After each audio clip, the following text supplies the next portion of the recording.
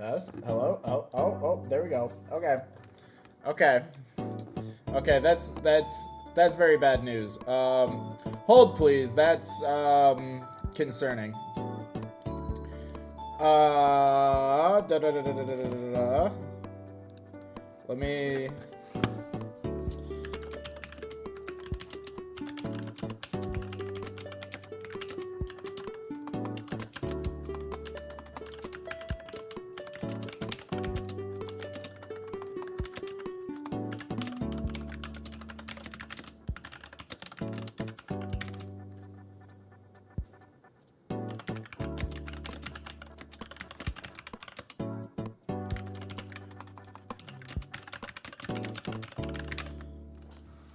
Okay. Anyway, hopefully that doesn't have a butterfly effect. So thank you guys for letting me know that that was muted. But hi, how's it going? How are we, chat? Happy Illustrious Tuesday. We're back once again with the Every Deck streams. We went entire video, no sound. Very possible that I have submitted some things to the Illustrious team with no sound, which would be very bad. Very bad. Very bad. What's up, gang? But we'd be back at it again, once again. And yeah, so these streams have been a little delayed. As you guys might have seen in the announcement, if you're coming here from the announcement, we got 2 streams, or two slide decks, brought to you by the Law YGO. Everybody say thank you, Law. Yeah, so we got a lot of decks to go over, and this is kind of our big all-encompassing every deck review stream before Dallas. So if you're going to Dallas, shout outs to you. You are a cool person, and if you're not going to Dallas, I hate you. So if you are going to Dallas, though, this is the place to be, because it's going to be reviewing every deck that people have played in Moonrise format so far. And yeah, it's going to be good. It's going to be good. But before we get into that, remember to like the stream if you have not done so already. It really does help us out a lot. Helps us get the stream out to people's timelines so that they can also learn the things that we learned today. Also, remember to subscribe to the channel if you're not already subscribed. It makes Law very happy. And drop a comment, because apparently that does something. Sure. YOLO. Is PNM before Dallas? Well, you're not getting an every deck stream for that, because I won't be here. I'm getting on a plane in like 48 hours, and I'm not back until April. So cheers to that. Tournament Andy. Tournament Andying. But anyway, let's get into this. I'm going to become small. Shout out to Law. He always gives these comments. We are still not going to read them. Thank you, Law. So this was not the most recent tournament. This was the tournament before the most recent tournament. This was the last tournament, the one that was in February that I got second at again. So breakdown of that tournament. We have 20 Lunar Aggro, 9 Bug Snacks, 5 Fire Nexus, 7 Fire Nexus, 5 Fives, 5 Blizzy Poos, 5 Pasta Mooses, 5 Solar, 4 Penterras, 4 Snarky Poos, 3 Fulgorixes, 3 Morphrosts, 2 Heal Control, 2 Wasp Ivy, 2 Winds, Blazerous, OTK, Carry Off, Centarbor, Mill, Scrap, blah blah blah blah blah, who cares? So, let's look at the Lunar Aggro decks, because this has been public enemy number 1 all format. This is the top dog, Mr. which way do I point? Mr. What's his name? Mr. Dog himself. We got Lunar Aggro. O2 drop! Yes!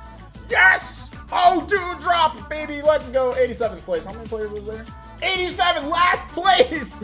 Yes! Best and worst deck of the format. You've heard it here, folks. Last place, Lunar Aggro. So, let's take a look. This one plays pretty similar to the list that I think me and Justy Poo and a few others ran in the previous premiere. However, it looks like it's the same list exactly, except instead of 2 Tsunami, they have played the 3rd Galaxy and the 3rd Spectrus in the main deck. Otherwise, this is pretty standard. And the side deck kind of looks like, you know, kind of whatever. I think the big thing here is not enough counter rings. And, I mean, even just cutting those 2 cards for more dudes, not good. Dude's bad. Dude's bad. So, that explains that, probably. Rounding out next last place, once again, Lunar Aggro. This time it's almost card for card the list that we queued up last time at the start of the format. I think the main deck is card for card the same. The side deck looks a little eensy bit different. Maybe it's actually the same one. I don't even remember. Did we side PTA the first time? I don't remember. So, yep, best and worst deck. Pretty straightforward. Not much to say about that. 84th place, we got Lunar Aggro with Camel. This one's pretty interesting. This one's playing 3 Gnobsters, and also 3 Toxion's. I'm also gonna turn down the music a little bit. It feels a little loud. Lunar Aggro sucks. So we're gonna get into that. I have a theory, but we'll hold the theory till the end. So this is the Camel Aggro. You see here we're playing the Ferrogeist. I see the Toxiri with no dense fog. My brain hurts. Hold on. Hold please. Am I tripping? Toxiri searches dense fog, right?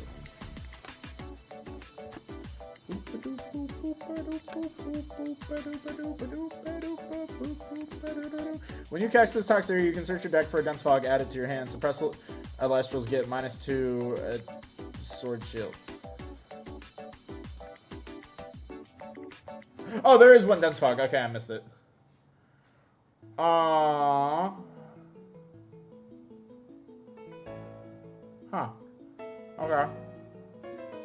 Okay. Okay, I didn't see that at first. Okay. I thought I was going crazy. So I thought they were playing Toxiri without dense fog, and I was very confused. So okay, cool. I see that. I don't know what lunar phase this one is. What lunar phase is that, chat? Does anybody know?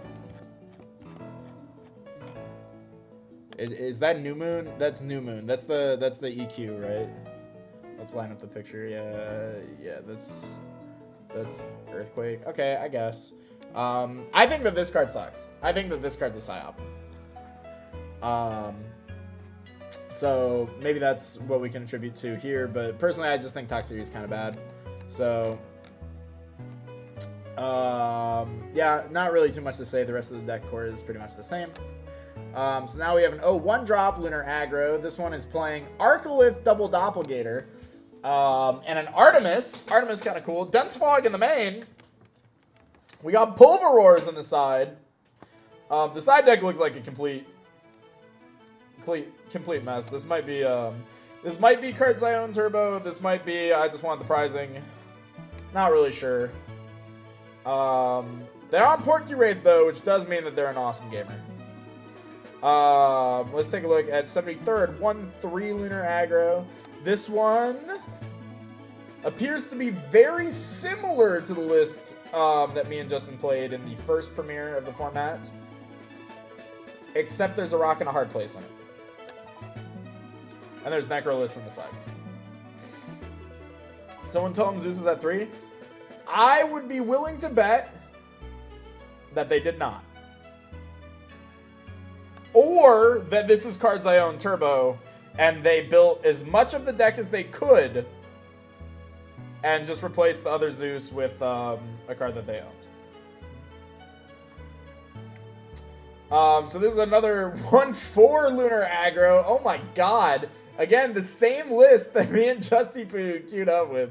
1-4. Side deck looks more or less the same. Looks like they've opted for stuff like Pandora's Box. I don't really understand this. Pandora's Box is not a very good card.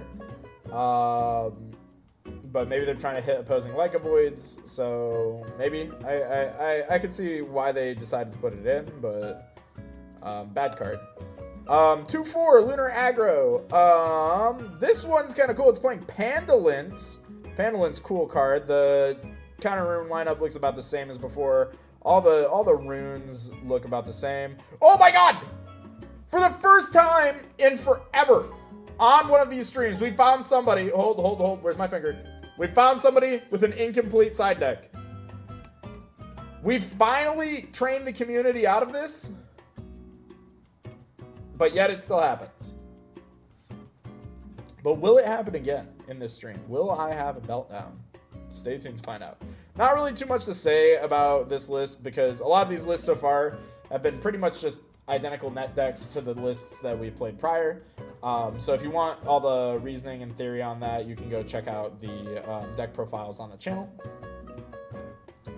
One cry on the side, very powerful. That might be a cards I own moment.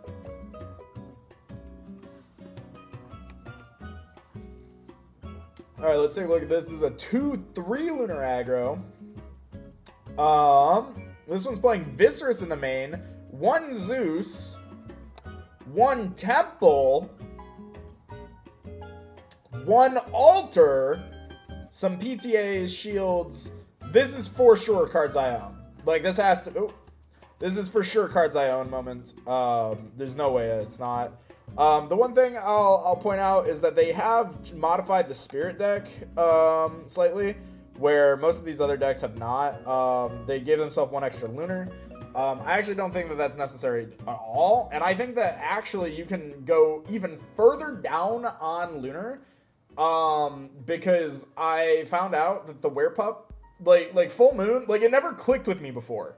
I guess like nothing in my brain told me I couldn't do this, but like it's just not something I really thought to do, which is that you can enchant 0 to your Like a Void. Like you can just do that.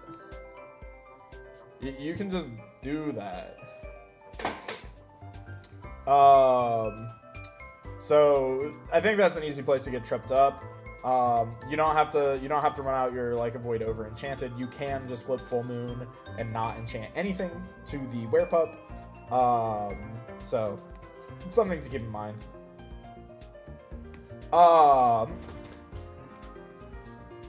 No, he's got to be big dog. You are right. He does need to be big dog. It says up to, yeah, but that's like so not intuitive. Like that's not intuitive. Zero shouldn't be allowed, but like they do allow it. What for 223? This is the deck review for 223. You're watching it right now. These are decks from 223 right now.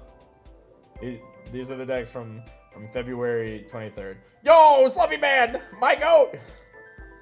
Everybody say hi to XX Slumpy Man in the chat. That's my beloved Twitch mod.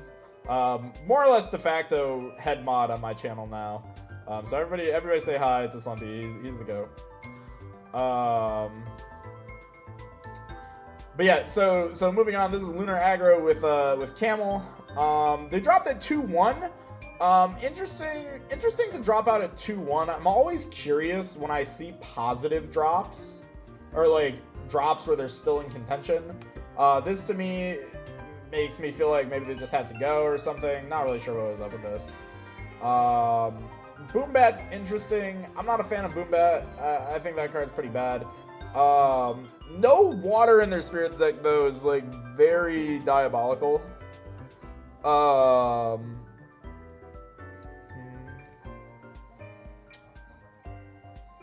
Yeah. No water is diabolical. Trish just being slow. Geez, step it up. I want my free content. Oh, you want content? Well, go somewhere else.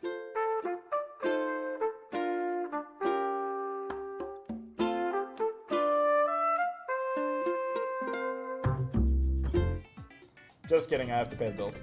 Anyway, we're moving on. We got a 3/4 Lunar Aggro. This one got triple Edward. It's got some whales. It's got some Spectrus. I think this is the net deck. Yeah, this one's the net deck. It's pretty much identical with. I think this might be the Justin net deck because it has the new moon in it. Okay. This is a 3/3 Lunar Aggro. Let's see if there's anything stand out here. Looks like they cut back on some of the dudes. Yeah, I see no galaxies in this main deck. So it looks like they've upped their counter rune lineup. Hold on, this person's playing 9, 11, 13 counter runes plus full moon, so 15 total. Interesting take. 3/3, I mean, did decently. Also interesting, they're on Argo in the side. Very cool to see Argo in the side, as well as a Ferrogeist in here as well. But they aren't on the Comalis or anything to search it. So, kind of curious how that's working out. Thunderstorm also instead of Hurricane. Not sure if that's a cards I own, or they really believe in the gambit of people just setting one back row. Not really sure what's up with that. Also 3 Boombat. Not sure what's up with this Boombat psyop. Boombat's really bad. So, not really sure what's up with that. 4-3.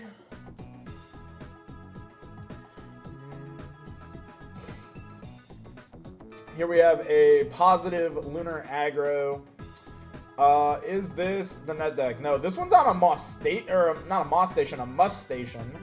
The Water Crab. Very interesting. And 2 Doppelgator.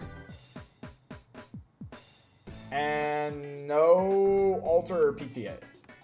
So this is like kind of like a weird blend between the Dynamax list and the me and Justy Poo list. Okay. Sure. They went positive with it, so good job. Good job. 2 Eddie in the main is a little bit weird though. Probably should be 3. This crab probably should get swapped out for the Eddie, is what I would suggest there. 5-2. This is our first Bubble Warrior. They got 17th. The first player to not receive prizing. Let's take a look.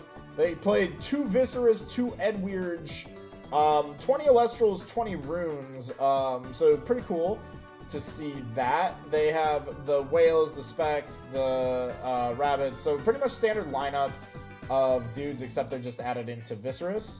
And they're on, instead of Hurricane, they're on Thunderstorm. So this person believes in the Gambit.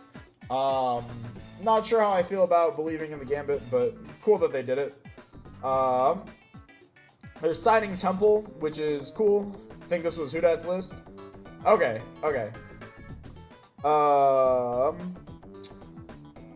And the rest, I mean, the rest of the list makes sense. Fitting in the extra Visceri are interesting. I'm not sure how I feel about it, because I go back and forth where I think that Viscerus is either the most crazy card ever printed, or it's kind of bad. Not really sure where I land on that spectrum. Some days I feel like this card's crazy, other days I think it's awful. So, yeah. There's a Vis on this list. Vis and Thunderstorm. Everything else looks pretty standard. There's also Temple on the side. I don't know if I like the Temples, though, so... yeah, that's about that. It also looks like they bumped up the Thunder count over the Water count. Not sure if I agree with that, but if they're playing Thunderstorm, it makes sense. Here we have a 5-2 Lunar Aggro. This one appears to be another net deck. This one, though, is playing Cryoblast. I feel like... and PTA. So this list actually was the list that me and Justin played. And if this was on, or at least the main deck, somebody played this, and I don't think that this was in our test group, because I remember somebody messaging Josh and saying, like, something along the lines of, like, oh, we landed on the same list. They were very, very close. Like, the main deck was identical, but the side and spirit deck were different. But shout out to them, whoever this was. I don't remember who it was, but shout out to them. Here we have a 5-2. This one though is our list.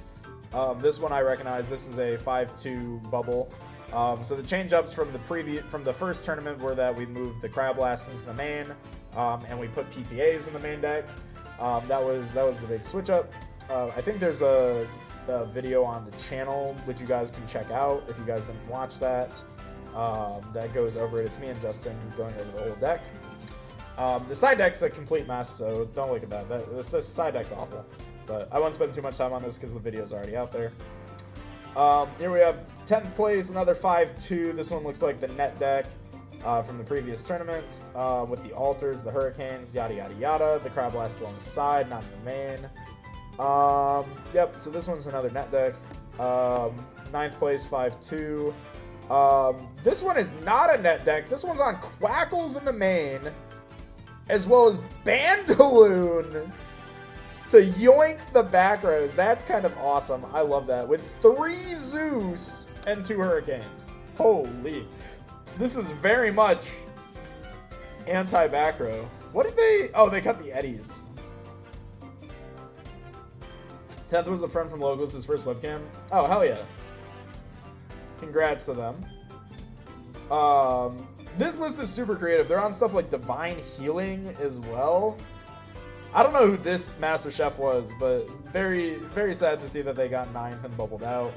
But good job to them. This is a very interesting list.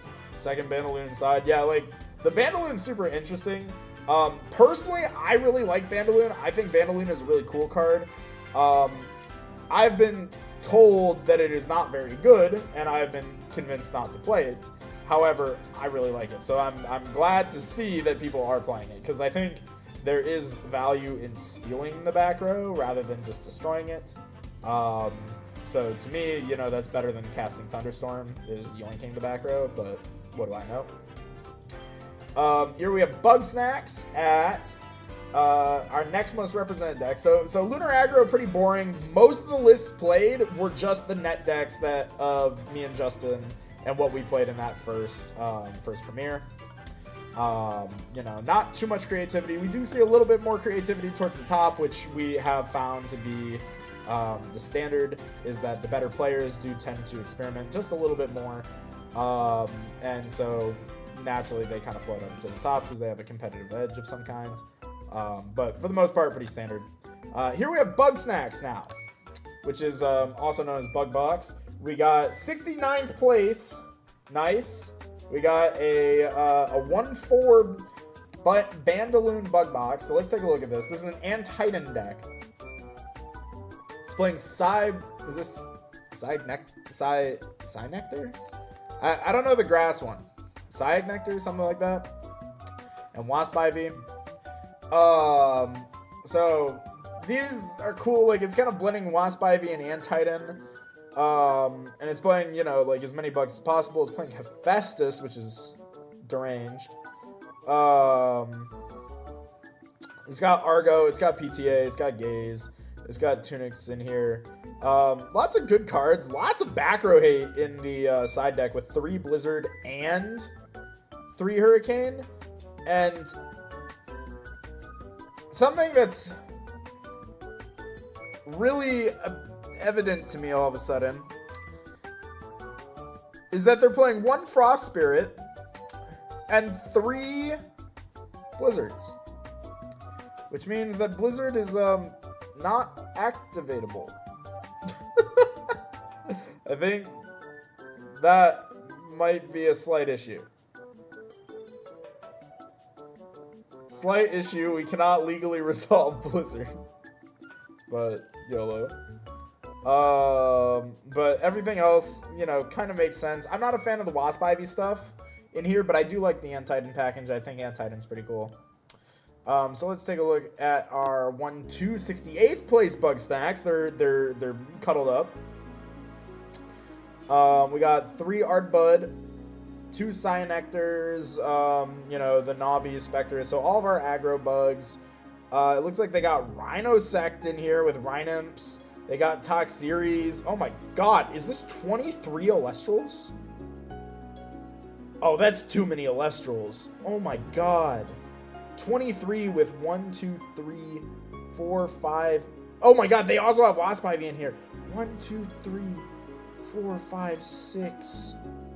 6 Ascension Elestrals in 23.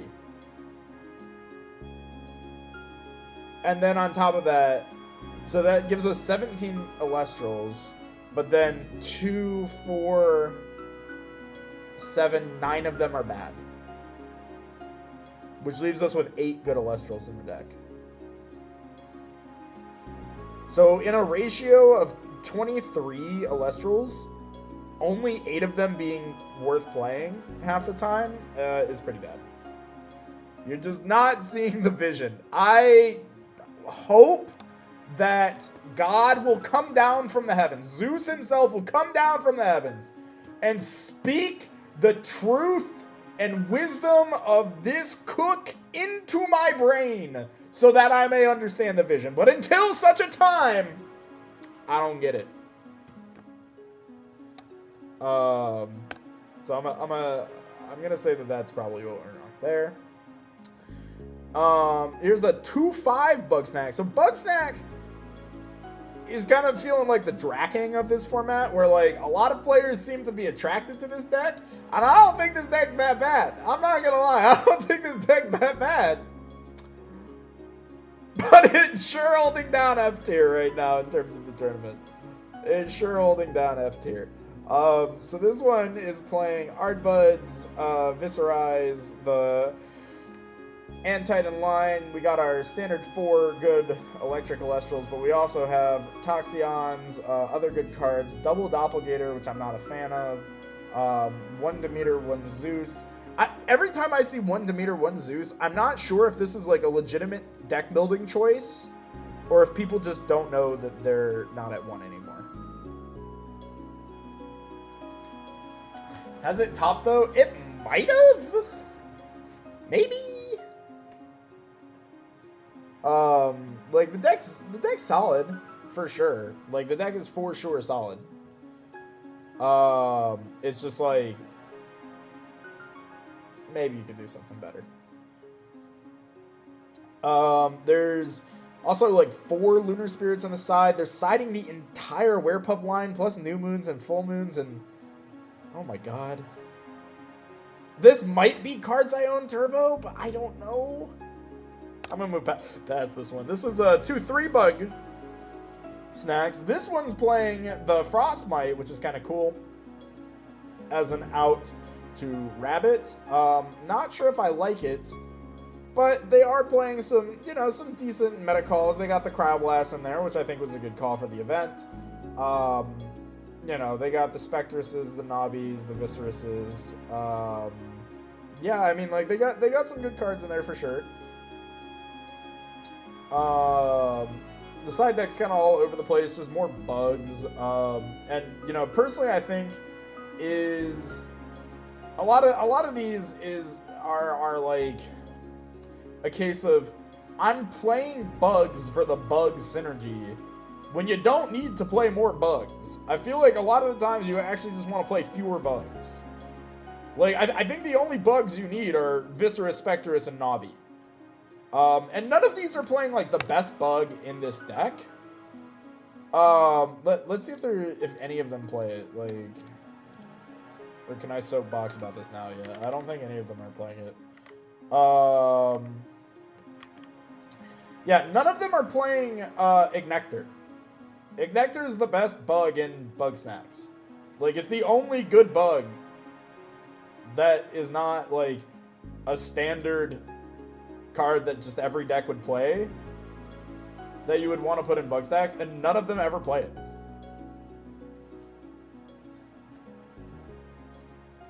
How do you feel about transformative side decks as smoke screening in this game? I think, generally speaking, smoke screening is a bad decision. Generally speaking, that's just not too smart. Because you're not ever going to be able to switch out enough cards to change up your deck enough. But I do like minor smoke screens, kind of like what me and Justin were doing for like the first event of the first like tournament of the format, where we were like smoke screening out of like Lunar Aggro into like more like 5s, where we were just cutting the Werepup line and just putting in beaters. But that wasn't really like a smoke screen. The deck was still Lunar Aggro. It was just Lunar Aggro without Werepup. And I don't think Werepup is really the defining characteristic of that deck. Yeah. So, taking a look at this next one. This one's doing a little bit better. This one's playing Mudlets, which is kind of cool. We see Altars, PTAs, we see Triple Demeter, you know, Gorgons, Hurricanes, blah, blah, blah, blah. A pretty well-rounded side deck. I do like Moss Station, actually, a lot. I'm surprised they didn't main deck it. I think Moss Station's actually kind of cool now. Because it's kind of like just playing a Like a Void, right? Like for one spirit. Like it's like it's like the world's shittiest Like a Void. I think that's kind of cool. I kind of fuck with that. So I like that.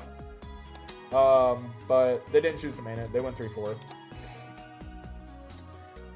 Here we have a 32nd plates Bugsnax 3-3 with, this is still more of the Antitan stuff. You know, this one looks a lot more Fives-esque, a lot more, you know, focused on just playing good Alestrals. Again, we see the mix between like Demeter, Zeus that's been kind of common. This one didn't even play Demeter.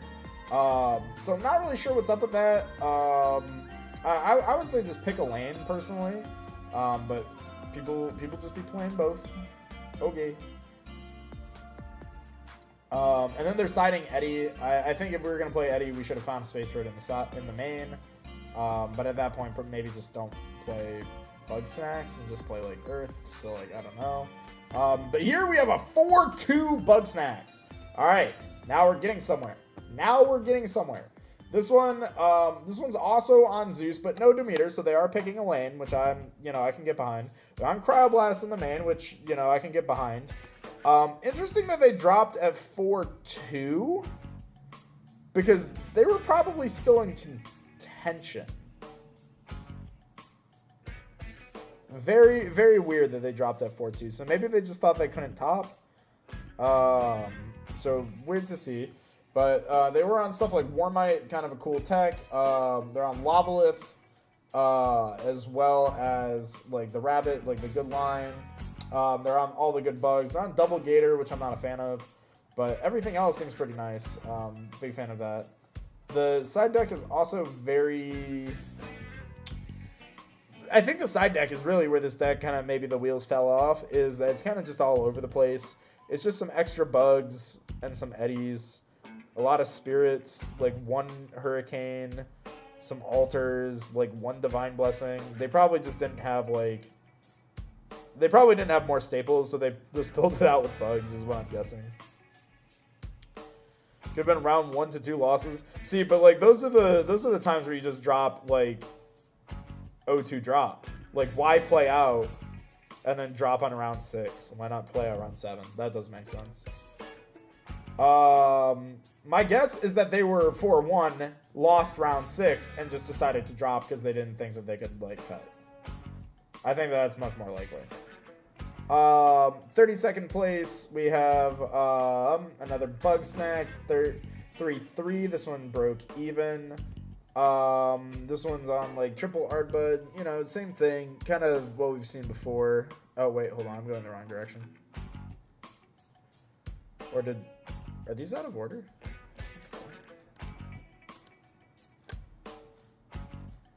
Okay, I'm so confused. Okay, this one's 25th. This one's 22nd place. Yeah, 4-3. They placed higher.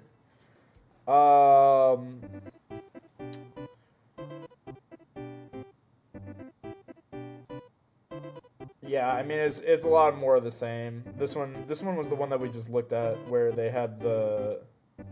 Wait. Am I going crazy? No, I'm not going crazy.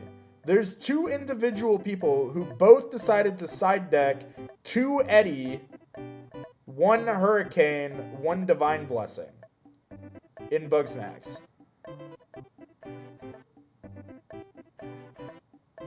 Okay. Fire Nexus. Okay. Before we move on to Fire Nexus, this is the opportunity for comments, questions, concerns, and remember to like the stream, etc., etc., etc. Please click the like. Please, I'm begging you. Please, just do it. Please, please, please do it before law takes away my perms on the channel. Please do it. Please, please, please, please do it. So, this list has 1 Hurricane main. Yeah, I saw that.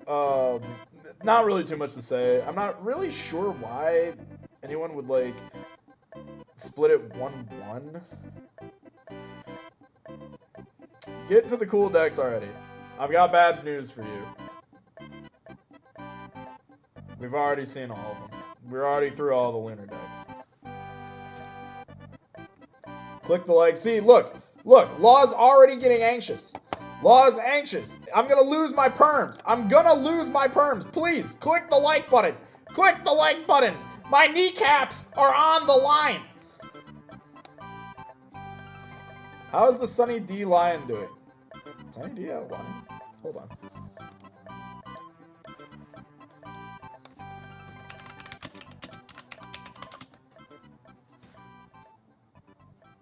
That's horrifying. What the hell? Was that desktop? Don't worry about it.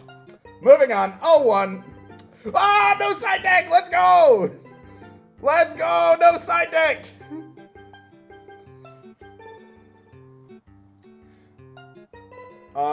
Let's see. This is a 0-1 drop Fire Nexus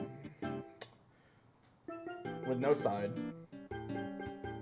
They played Torchin. Hold. They played Torchin. They played Chains. Not too much else to say here. This one went 1-2 Fire Nexus. This one looks way more standard.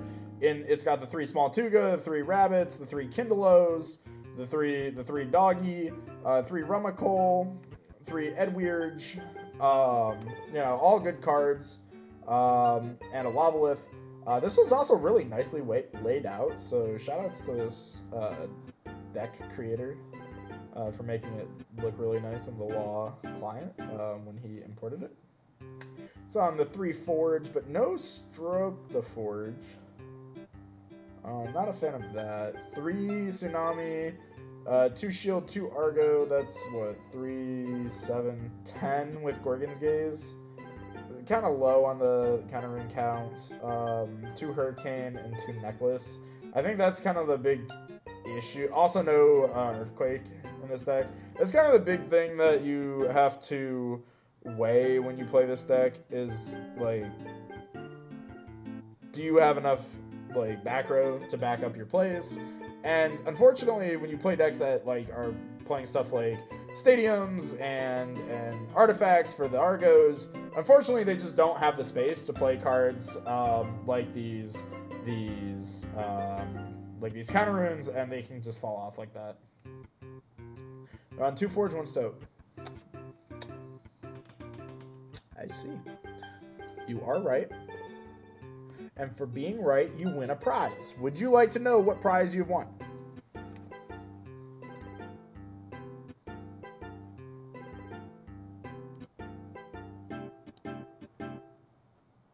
The prize is being timed out. How fun.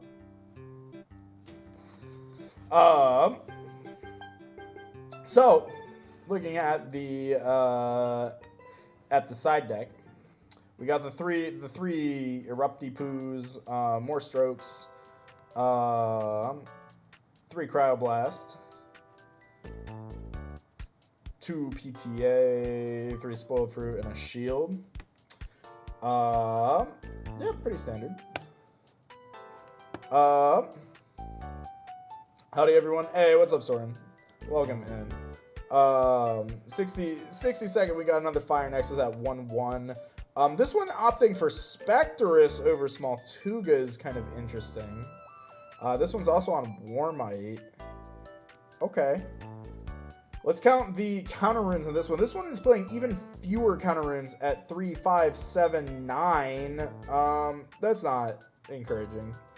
But they're on Hephaestus, which is neat. They're also siding High Tide, which is crazy. No water spirits in the main spirit deck as well, which is deranged. Yeah, a lot of interesting things going on here. A lot of interesting things. Even no water spirits even for the Necref is kind of wild. Yeah, not too much to say there. I've never been more timed out than this channel. Rude. Well, guess what? You're going back in the hole, Sir Tractor. You're going back in the hole. Wait, I pinned your message. Hold on, you're going back in the hole. Back in the thought hole. Can we get an F in chat for Tractor? We got sent to the thought hole for having an opinion. How dare Sir Tractor have opinions in my Twitch? Wait, this isn't Twitch. In my YouTube chat. Oh! Oh! Oh! And now Sir Tractor will miss the best deck list of all time, baby! Oh, it's 2-5 Fire Nexus! 2-5, they played it out! With a 12-card side, baby! 12 card side! No one told them about the updated side! And on top of that, we chose to play 4 spirits and our 12 card side! And they're both redundant spirit colors! Let's go! We're so back, baby. It's been so long. It's been so long. I miss the incomprehensible side decks.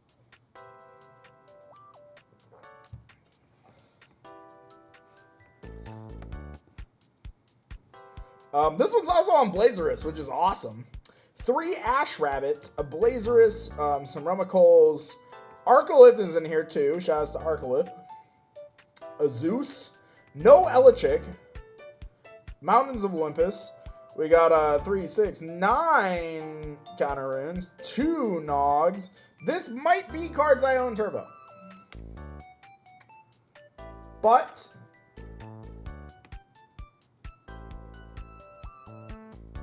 they played it out. So they're the GOAT. 4-3 Fire Nexus. 31st place. We got first Fire Nexus list that's starting to look a little bit more standard. We got some whales in here. We've got some Tugas. We've got some Edwirges. We got some Kindelos and some puppies. But we don't have any Rummacoles or Stroke the Forgs. But we do still have 3 Forg. Huh. 3, 6, 9, 11 back row with 2 Hurricane. Okay. Yeah, this one's okay. I mean, like, there's a few things you could tweak. You probably want the Rummacoles. You probably want the Stroke the Forges. But overall, good cards.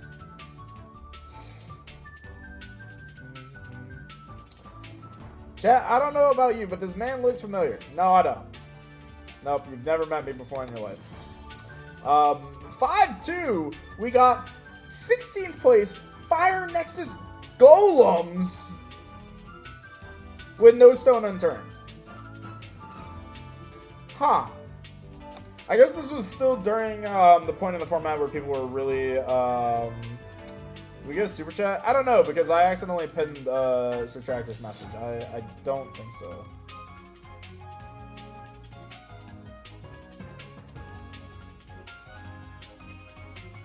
We got a pin of shame. Yeah, we got a pin of shame. It's very different. I'll remove Tractor from the pin of shame. I'm so hyped for Blazers next set. I'm also hyped for Blazers. I'm hyped for Blazers every set. Chat, should we time out Sir Tractor for being excited? I think we should. Say 07 to Sir Tractor for the next 10 seconds for being excited. This is the new bit. I wonder how long I'll keep this bit going. This is the new bit. Welcome to the bit. But anyway, this is kind of a cool Fire Nexus deck. And I see the Scavacole Eruption stuff in the side, which is kind of cool. This is one of the decks I was really excited for early in Moonrise format. Is playing like No Stone into Scavacole into Search Double Eruption. I'm unionizing. Yeah. Okay. That one's for sure getting shot. Yeah, no unions. No unions. Leave that to Twitch. That's the Twitch meme. That different wrong stream. Wrong stream. I'm not excited for anything. That's the energy that you should be bringing. Bring that energy. More of this energy. Not excited. I hate everything. That's the energy we need in this chat. Rights for YouTube chatters. No rights for YouTube chatters. Stop. No. I already have one stream chat that keeps asking for benefits and rights. I don't need a second one. No. All right, we're moving on. Fives, baby, fives. It's all about the number 5. They have a big stat. They attack, Jerry. They attack. Fives. 03 drop 5s. This is Earth 5s with Egglings, Moss Station, Viscerize. Just all good cards. Everything about this deck looks decent. All good cards.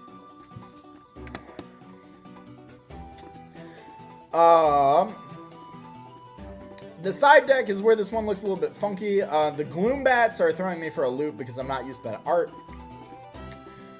Nog in the side. What is with people siding Nog this tournament?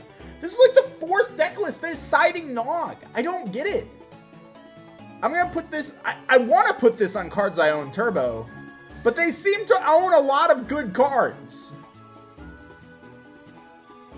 Too many Divines? Yeah, there's... Ooh, yeah, 4... I didn't even catch that. Yeah, 4 Divines? That's a little psycho. That's a little bit much. Those could have been counter runes, maybe? Frankly, I don't know what those would have been. Yeah, those should have been counter runes. Similar to my PNM bug box list. Oh, maybe that's what they were trying to play. Just don't understand the vision. Once again, when God beams the vision into my brain, I will understand. Cockadoodle spotted! The funny turkey is spotted! I'm dying. We found the funny turkey. This looks like the JJ, yo, Bujin, thank you for the $5. $5 for a 5-stat deck. Everybody hit Bujin with a Barabong if you have one. If you are a channel member, oh yeah, please become a channel member. You get funny little emotes, like Barabong and Whale Arrow question mark. There are no other emotes. You'll be happy with what you get. But do it anyway, otherwise law will evict me from my apartment. This is my list. I had a bad day. Oh, okay, I thought that this looked familiar. Frankly, I couldn't remember if this was before or after we started spamming Cockatoodle and stuff.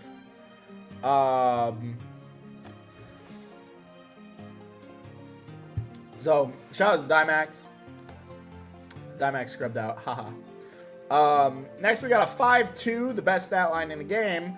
5-2-5s in 18th place, so rip them, second loser. This one is again playing the Crabs, the Eddies, the Arcolith. You know, all good cards. Just staple pile. Siding Viscerus is really interesting. Siding two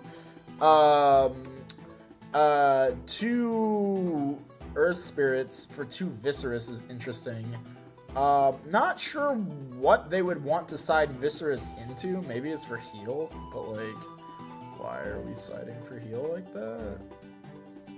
I don't know. Also, the one redundant water spirit fucking kills me, dude. We have 6 Leviathan in this deck, and we still needed to side one more Leviathan. Please stop doing this. Please, for the love of God, stop doing this. Adding a couple extra water dudes to your deck doesn't mean that you're gonna need more Leviathan. Pretty, please stop doing this. Here we got 11th place. We have another standard 5s. This one looks kind of interesting. This one's siding Toxie and Dense Fog. Did Jess and Laura play in this one? Because I know that they were doing this for a little bit, but I don't know if like this is them or if some other player decided to do that. Either way, cool to see. The random 1 Hurricane in main with 2 inside, I still don't get that. I still just don't understand it. Like, why? Why not just cut one of the Cryoblasts from main and play 2-2? Why not? Why don't we just pick a lane? Why not just play move a Galaxy or move a Nobby to main? This is Laura? Okay. Alright, so the Talk Series stuff, like the Talk Series line inside makes sense if it's them. I still don't understand it. I still wish they were like here, but unfortunately I streamed too late in the day for them to be awake. It might not be Laura. I don't know. Dynamax is just lying on the internet. That's awesome. Blizztrix! Yes! Blizztrix! Yes! If you have a Stellar Snowlet, please contact me. I need one more. Here we have an 03 drop Blizztrix. I don't think Jess and Laura have played in a bit. Yeah, I don't think so either. Here we have the Blizzy-Poo at 03. This one looks pretty standard. With Cedar Swords. This one's playing Pulsar. I hate this card. This card sucks. 3 Infrostix. It has the 3 Narpy Narps. It has the line. You know what? Maybe it's time to add a new emote to this channel. Hold on. I might have already had one like cooked up. I might have had one cooked up.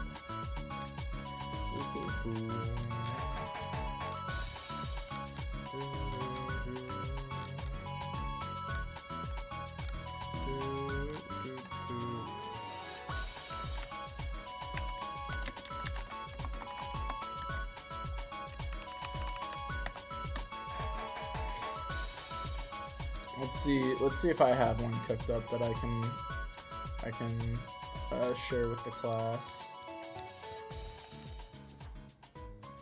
Can I filter by?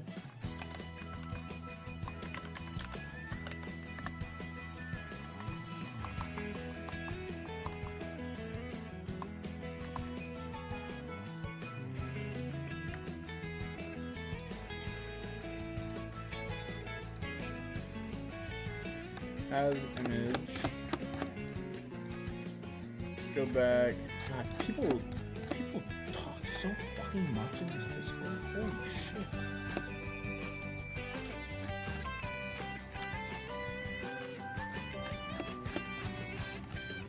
Like, I know I sent it in here. Bro, I'm like 8 pages deep. And it's literally only going as far back as like 2 days ago. That's so fucked up. Hold on.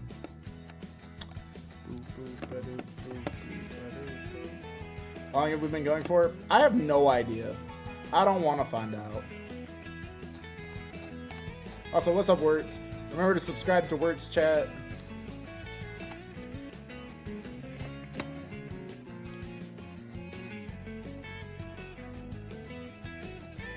Okay, I swear to God that I posted it.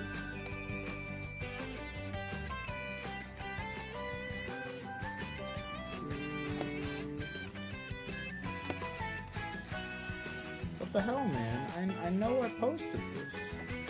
I posted it just the other day.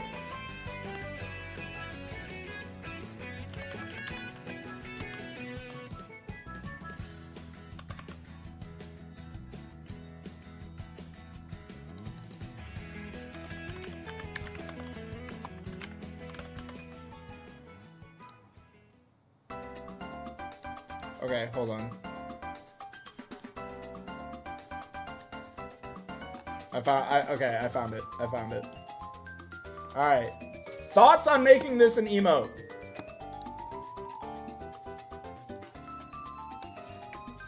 Is this emote worthy?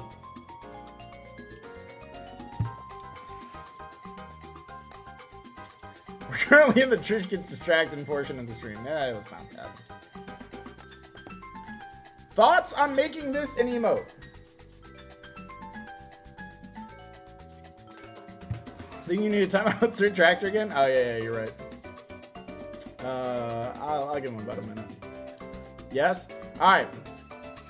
I'll make you guys a deal. If one person becomes a channel member, I'll add this as an emote right now.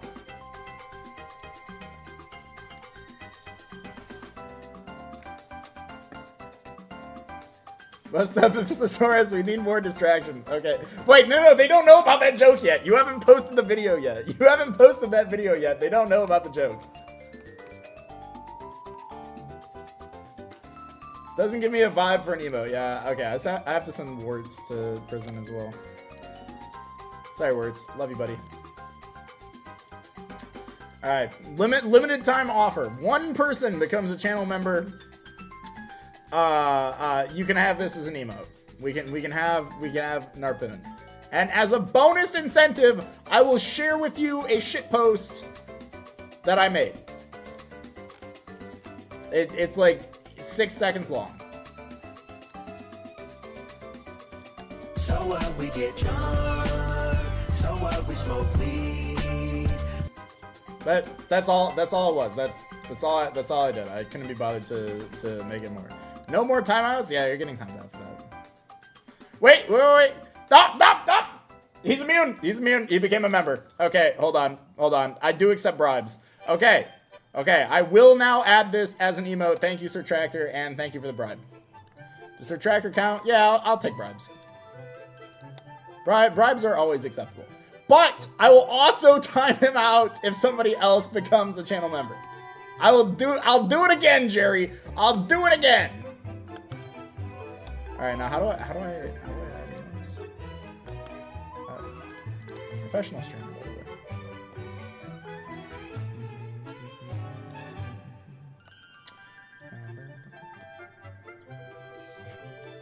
the way. Tractor becoming a member is funnier than the emote. That is very true. But I feel like it's an honorary portion of these streams that there's always a random Trish gets distracted and adds a random emote to the stream part. So, you know, you just got to deal with it. You just got to deal with it. If you're watching the VOD, just skip ahead or something. I don't care. How do I do this? Channel advanced settings, community moderation, channel guidelines, agreements, add categories, permission, upload defaults, channel. Is under community mentions? Oh, it's probably under earn for whatever reason. Yeah. Memberships. Okay. Now how do I give you guys benefits? How do I give you guys new things? Resources. No. Go to comments. No. See your members. No. No. Maybe. Customize default perks. Emoji. Okay. I'm gonna save this again because I don't even know if I saved it in the first place.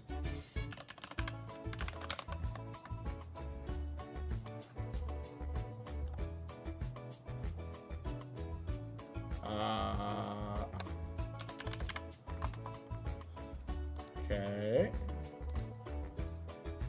Perfect. Okay. Aspect ratio must be 1:1. What the fuck does that mean?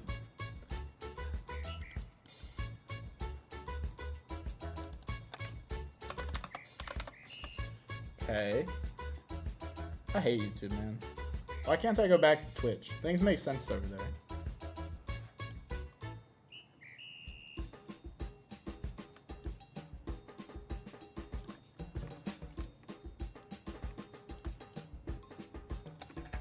Perfect.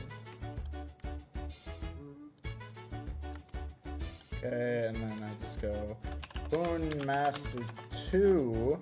Easy. Okay, now is the best part of the stream.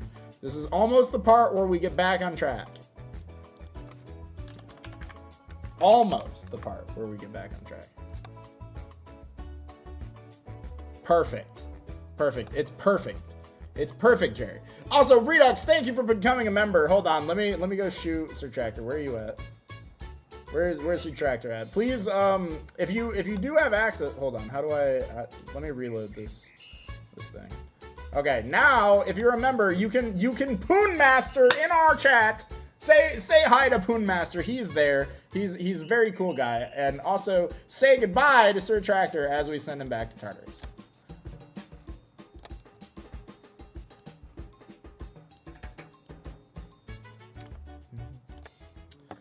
So, okay, what were we doing? We were looking at decks or something? Something lame like that. So remember to 100 and Poon Master if you have it. Thank you guys for the memberships, very appreciated. And guess what? Now I don't get evicted. So thank you for keeping me homed and housed and not in Law's bad graces. All right, next up we got a 1-5, almost played it out all the way, Blizztrix. That is playing Poon Master, so put your Poon Masters in the chats if you have them. Where emote, refresh the page. Remember to refresh the page.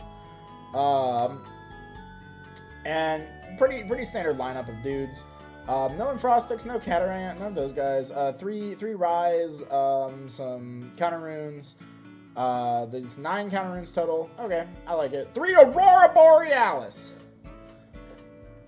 Big fan of Aurora Borealis. How much more money to put you back in Law's bad graces? That is for Law to answer and for me to not know and to fear. 3 Avalanche. So fairly standard Blizz list overall, at least for the time. It going 1-5 is not surprising. Blizz is one of those decks. But an incomplete side deck, I'm going to blame everything on that. I'll blame it all on that, because Blizz best deck, baby. Oh! Oh! It plays the thingy! It plays the... What is this card called? Paleoth? It plays Paleoth, baby! Let's go! Paleoth! Blizztrix! Let's go, baby! Lose to Spectrus Turbo. I love it. Shout out to Paleoth. Also, a lot of people playing Aurora Borealis, which is really cool, because I've been on Aurora Borealis in this deck, and I've been liking it, but I play Morphrost cards in my deck, because that's the whole point. You pitch the Morphrost card, and then you reborn a guy, and then you enchant to Catarant, and you heal like 5, and then you have like 2 dudes, and it's awesome. Let's see, 9 counter runes plus 2 hurricanes, pretty standard for the time, plus 3 rise, 3 avalanche. Not a fan of avalanche, but everything else seems pretty straightforward. Paleoth is really funny, but kind of bad. No Rabbit is sad, but I think it wasn't really until Josh that people even played Rabbit in this deck, so not too surprising. Ambrose still, so this is something we'll talk about in the next tournament when we get to that. Ambro and Blizz, kind of bad. A little dookie. Also, I want to switch off the Zelda music because it's, I don't know why, Zelda music just like hurts my head. Like it hurts my brain. Yeah, I like this music. This one. We'll do this. Cool. So Blizzy Poo 1-3. Not too much to say here. We have a gold chat. 5 more super chats, and Trish's kneecaps will be safe for the stream. What the fuck, man? They're never going to do that. That's not gonna happen. Oh, Jesus. I think the real goal here is to finish the stream in 3 hours. That's never gonna happen. 48th place, we got a 2-2 Blizztrix. Yeah, this one looks like Blizztrix. It's playing Enfrostics. This one's on Tadflow. I really am not a fan of Tadflow in this deck at all. Yeah, not a fan. Not a fan of Tadflow. 2, 4, 7 counter runes total, a little bit low. But they cut counter runes to play 2 more Enfrostics, so it makes sense, but still just not the biggest fan. And the thing I'm noticing with a lot of these Blizz lists is just the lack of starters. Like, these are only playing Narpoon, like, as their only starters. And I think that's one of the big things that can hurt Blizz. And I think when we see the higher performing Blizz lists, it'll go up on the number of starters. Record the decapping funny law person. No! No! Stop! Alright, I'm also gonna eat my words because this is almost identical. This one went 5-2, and it's nearly identical to the previous list.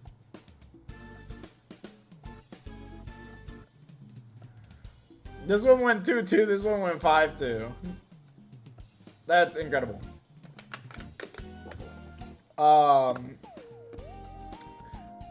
Yeah. Shout out to Blizz. Blizz can have like wild variants, so I don't think there's like too much to say about this deck. Like sometimes it does well, sometimes it does badly. Who knows? Pasta Moose! Pasta! Shout out to the Moose. Oh my god, they played it out. We gotta play it out. 1-6. Love when they play it out. I love when players play out the tournament, even if their run is going badly, because that is how you get better. So if you want any advice on how to get better, play out your tournament runs, even if you're scrubbing. This is also the most beautiful deck I've ever seen. We got 3 Edward. We got a Findust. We got 3 Fawnlet. We got Gloombat. Pulveror. Or is that Havocub, maybe? 3 Havocub. The funny little possum that floats. 3 Spectrus. 2 Havocub. Or 2, no, this one's Havocub. 2 Pulveror. And a Postamus. That's awesome. So I don't really know what to say about this deck. So let's instead just count the number of real Alestrals in it. 3 Eddie. 3 Fawnlet. 3 Spectrus. Yeah, that's it. So that's 9. And there are 19 Alestrals, which means that there are 10 bad Alestrals in this deck that do not count. I think that that's probably what went wrong here. So remember, before putting a card in your deck, remember to evaluate to see if the card is good or not. If the card has bad stats and does not have a super overly oppressive effect, maybe don't play it. Just a thought.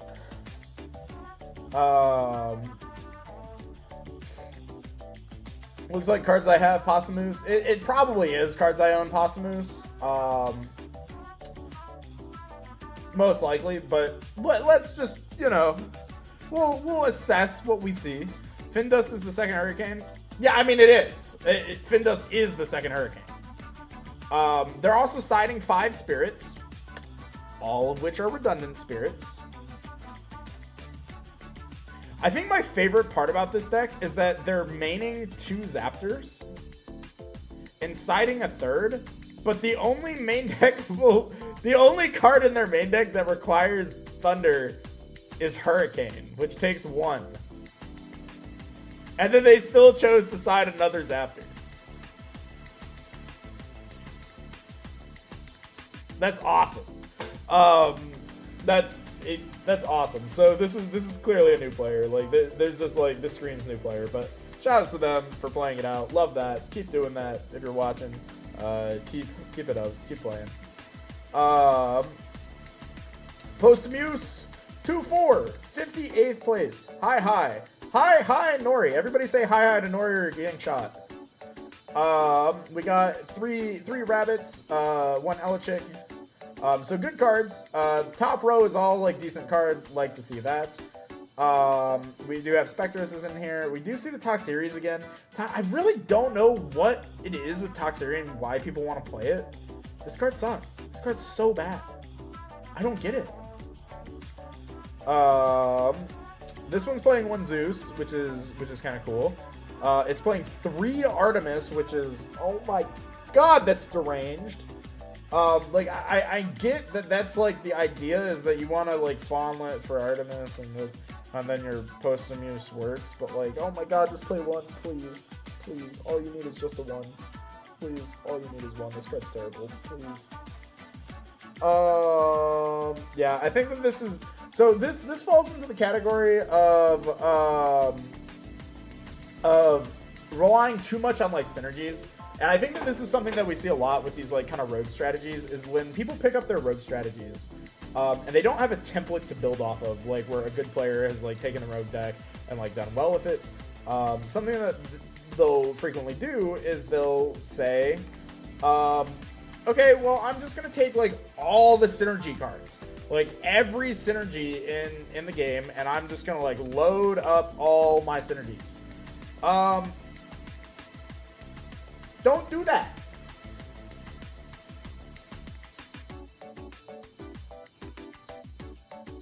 Just play the good cards. Play good cards. Please. Anyway, moving on. Wait. We have another 1/6 Andy. Which implies... Oh, wait, no, it doesn't imply.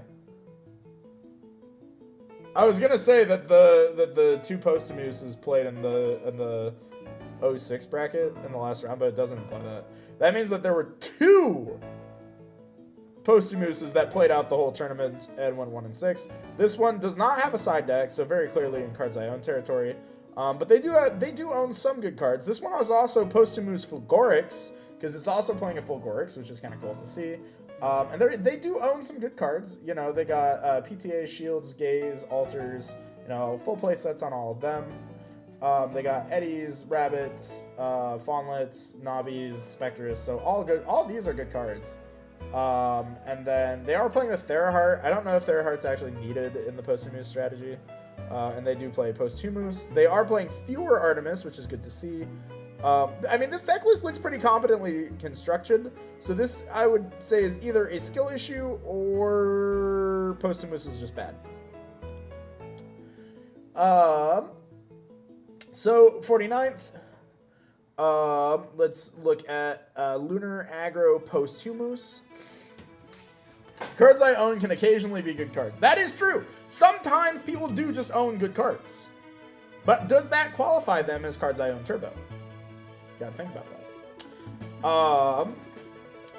that. Is multiple moose called meese or moosin? They're called you're getting shot. I can't do this on my main channel because you're a moderator. But here you are nobody. So you're going to jail, Boojin. You're going straight to jail. Everybody Poon Master on Boojin. Poon Master on the Boojin. There you go. Today's stream is just a massacre. Everybody's just getting shot today. We have a 2/2 Postamoose Lunar Aggro. This one's playing the Werepub line with the Lycovoid. Drop it 2/2. Maybe they just didn't want to play it out. They didn't think they could top. I would have still played it out, though. You can maybe get top 16 prizing. You know, they played decent counter rune lineup, so nothing too crazy there. They did play a Zeus, which, sure, you know, they had lots of good cards. I don't understand this card. Just an inordinate amount of lunar phases on the side. This is probably where things went wrong. If I were to guess, they probably lost because they tried to side in too many of these cards post game one, and it messed up their deck. I have a feeling that might have happened. Solar. Wait, was the highest placing Postamoose 2/2? Well, I guess Postamoose did top this one, but other than these guys, other than the one that topped, shout out Brewlock,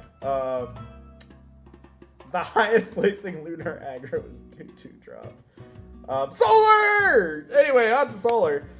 We got 2/2 Solars. The worst Solar was akin to the best Postamoose, which, sure. This one is the Kakare Winjin heal deck, which I'm a big fan of this. I like this a lot. This actually looks pretty close to my list, which I posted publicly somewhere. But I'm not a fan of Kakare. I think Kakare is actually kind of bad, but I do like the Draco Rays and the Calf Mells. I think I would just cut Kakare for another Eddie and a Winjin. This looks really good. Yeah, not too much to say. Winjin, good card. This card has consistently made at least like one top cut slot, so Winjin good. Definitely a deck that you have to respect.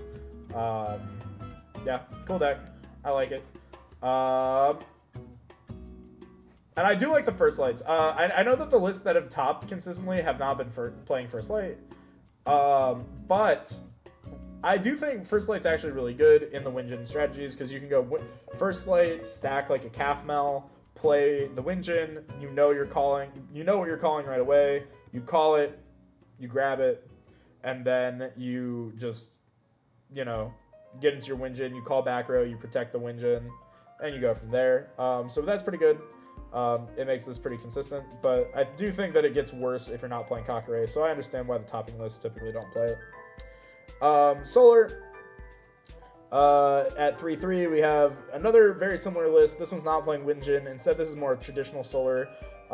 It is playing Lavalith. It is playing the whole Kakare Dracolay line, except for Dragalis. It is playing Illustragon, so that's 3 Ascensions, so we're only playing 15 dudes. Of these dudes, none of them are real dudes except for Lumaru and Lavalith. And I guess Rabin. These guys can be real. But this is really just the Solar problem. When all your stats are defense stats, these cards aren't very good. Armadon, unfortunately, while it does wall out a little bit, it's just... he's just a weak little guy. Potential emotes in my DMs. If this is not hilarious, I'm banning myself. What in the hell is this? Alright, I don't think I'd make this an emote, but this is funny. This is funny. Do you want to keep your Stellars, or do you want to keep your kneecaps? I'm keeping my Stellars, man. You're not taking Solar from me. My investment. Another interesting thing is we do see Argo here. Argo for Thunderbolt of Zeus is kind of a little bit wild, but like, I see it. I see the vision. Cool. I likes it.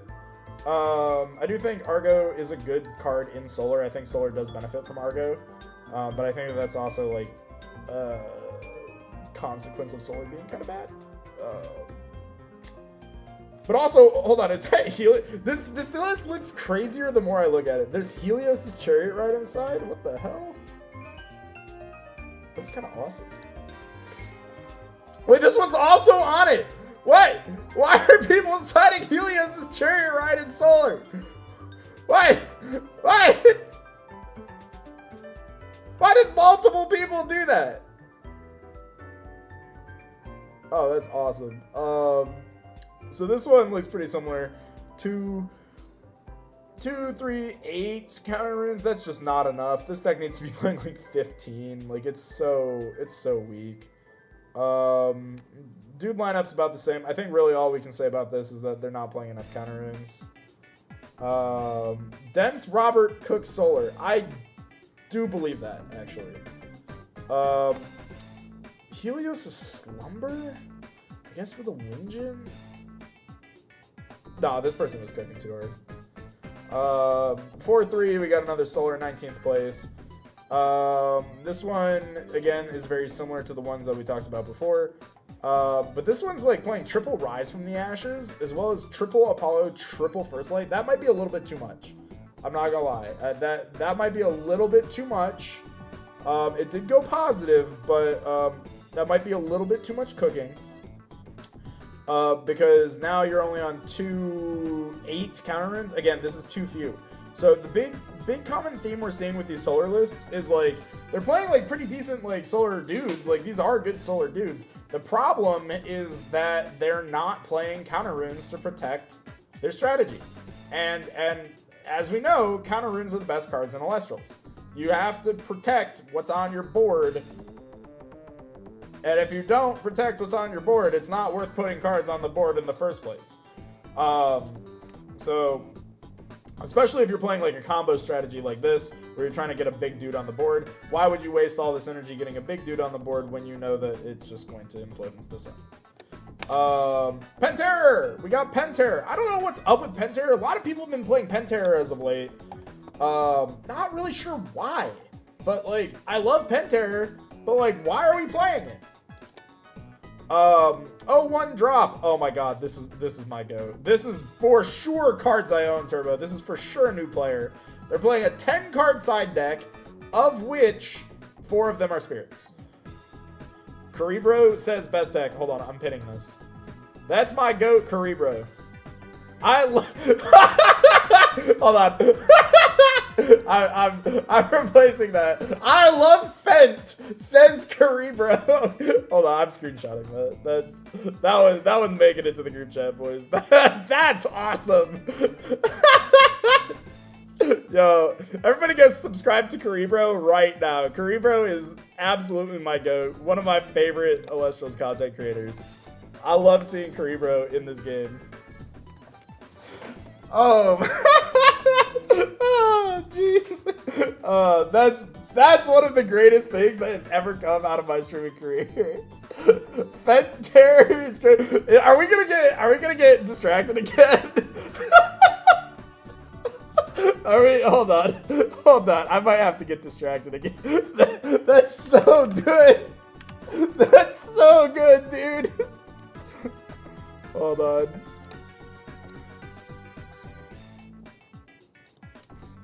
Hold. Oh, I'm booting up Photoshop. Hold, please. Hold, please. All right, hold on. Let's just get some fentanyl in here. Yep. Yeah, just fentanyl. Yep. Easy. And then I need a picture of Penterror.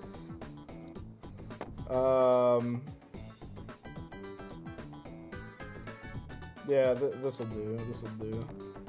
And then, yep. And then, this is awesome. The Fent Terror is the Nexus form.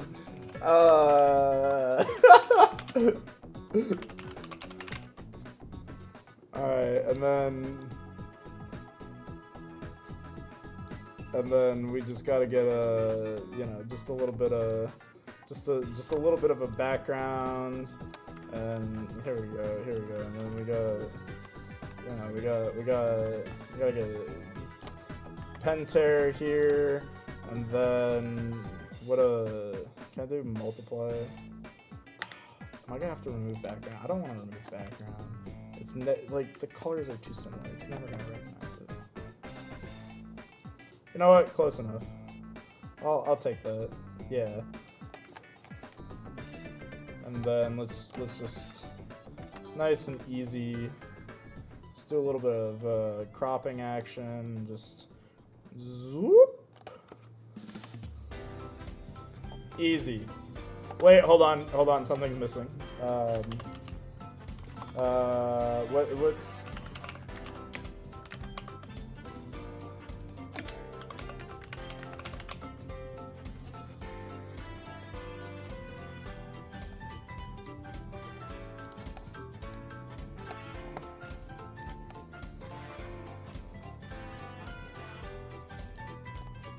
Yep. Okay. Hold on.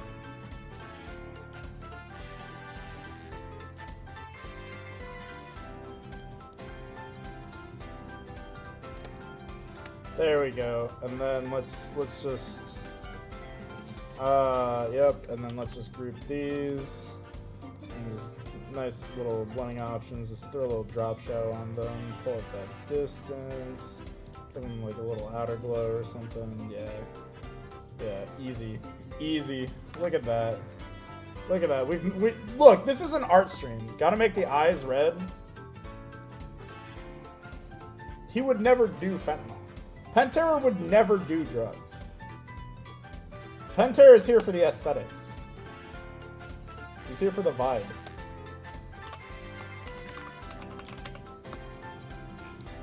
We get 2 emotes tonight? Yeah, I'm adding this.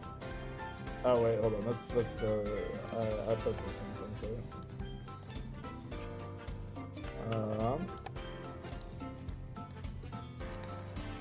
The best part about this stream, it would be if Daniel A Drive came into the Twitch chat right now.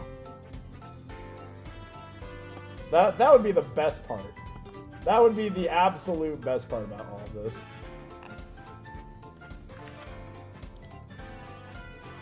And then now to get it ready to be an emote, now I just have to do this.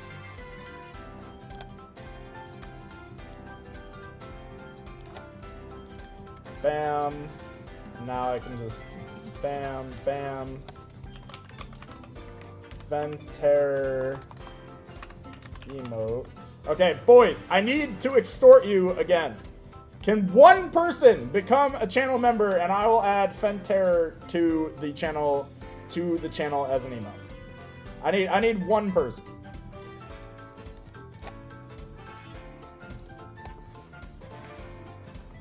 We need one person. Come on. I'm gonna get my kneecaps taken anyway, so please. If it vomits from overdosing, I'm not cleaning it up. You will clean it up unless you become a channel members. Channel members are exempt from cleanup duty.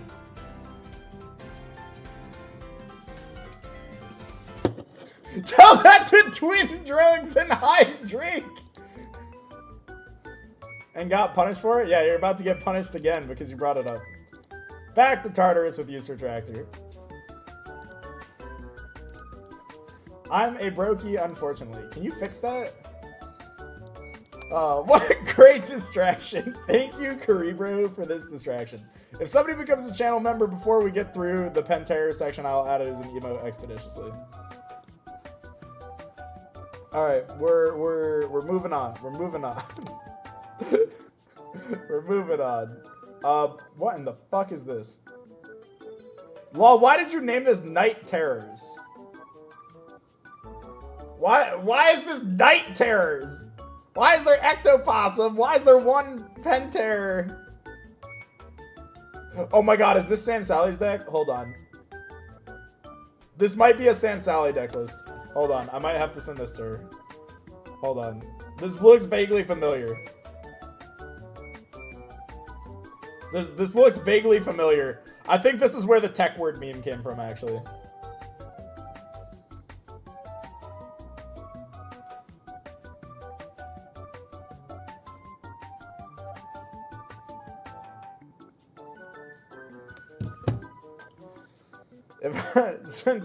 I think that this is a Sans Sally deck. Hold on, I just texted her. I literally had to send her a picture of the fucking necklace. I was like, girl, is this you? Like, did you do this? Is that Golden Apple of Discord in here? Oh my god. This is actually a Dimax and Josh brew. Somehow this might be my fault. Oh yeah, why? Ah!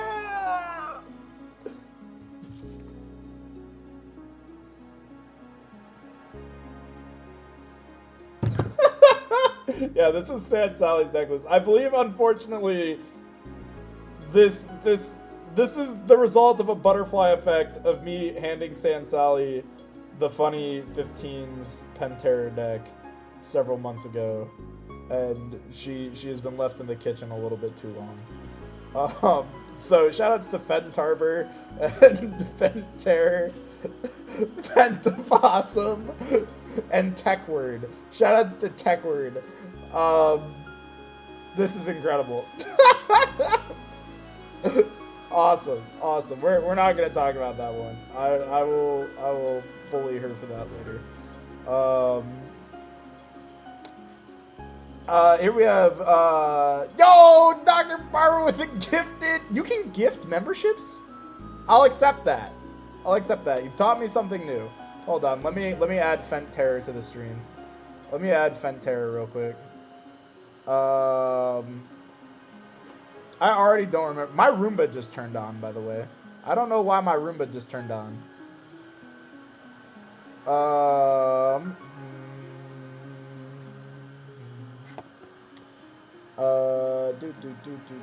Best practices. How do I customize perks, emojis.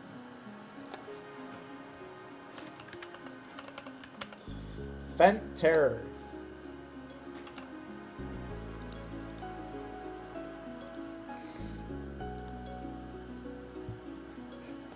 Okay, perfect. You guys now have Fenterror as an emote. Dr. Barber, thank you for supporting the channel and the stream and our Fenterror ambitions. That was awesome. That one's going in the history books, boys.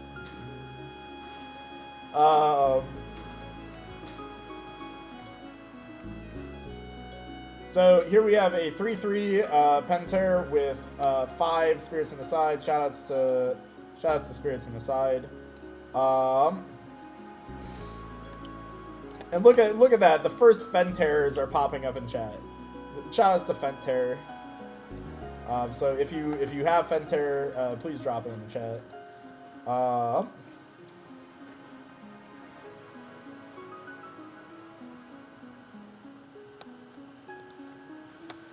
Oh my god, here we go. 5-2 Fenterror. Learn that you could give memberships from like a 2 a.m. MBT Celestial stream. Oh, that's valid. We have a 5-2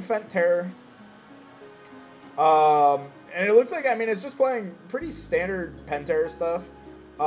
Again, I really don't know why Pentair was doing so well, but, I mean, Pentair is awesome. One thing that's really interesting here is that this deck is very similar, like, it shares a lot of common DNA with the deck that won the most recent Premier, just across the side deck. Like, if you were to take out some of the Pentair stuff, and you take out some of the other cards, this deck actually does have a lot of shared DNA. So it's interesting to see that this deck did perform, even at the previous tournament, and so it shouldn't be a surprise that it won the most recent.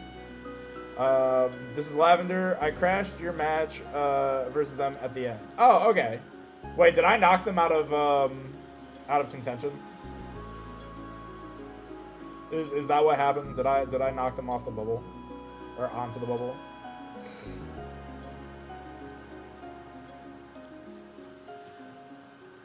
Coin me an awesome gamer even though my webcam went out round 1.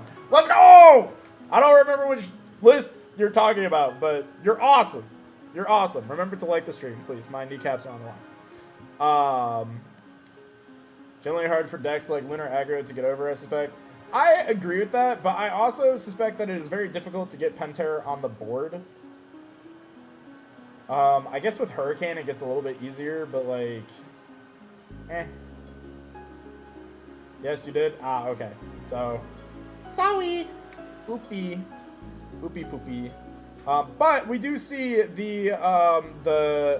I think we talked about this in the first Moonrise stream of the format, where I was theorizing that like Pentair, Nabi, like combined forces with Triple Hurricane would actually do pretty well, and it did. It did. Look at that. I was right. Please congratulate me. I'm very rarely right. Snark. Snark. We have little boy Snark.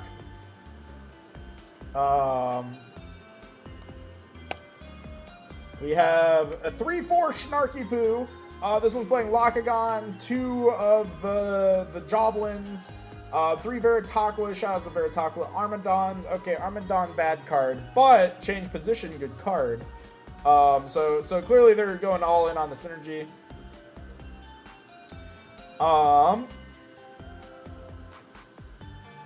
Yeah, I mean, not too much to say. They really went hard on the synergy, but unfortunately, I don't think the synergy is strong enough. Armadon, unfortunately, kind of bad. But the real problem here is no rabbit. Where the hell is the rabbits? It's been a minute since we've seen no. Wait, this person was on 2 rabbits. Have I just not been looking at the rabbit counts?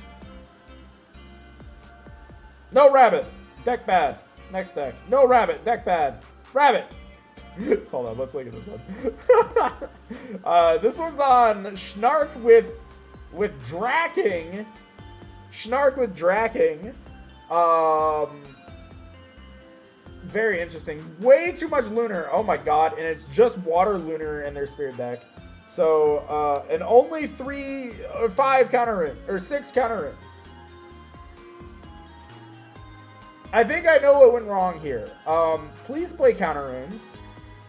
I don't care how much synergy you think you need. Please play counter runes. And I think that that's like a common theme here, is a lot of people are just not playing counter runes.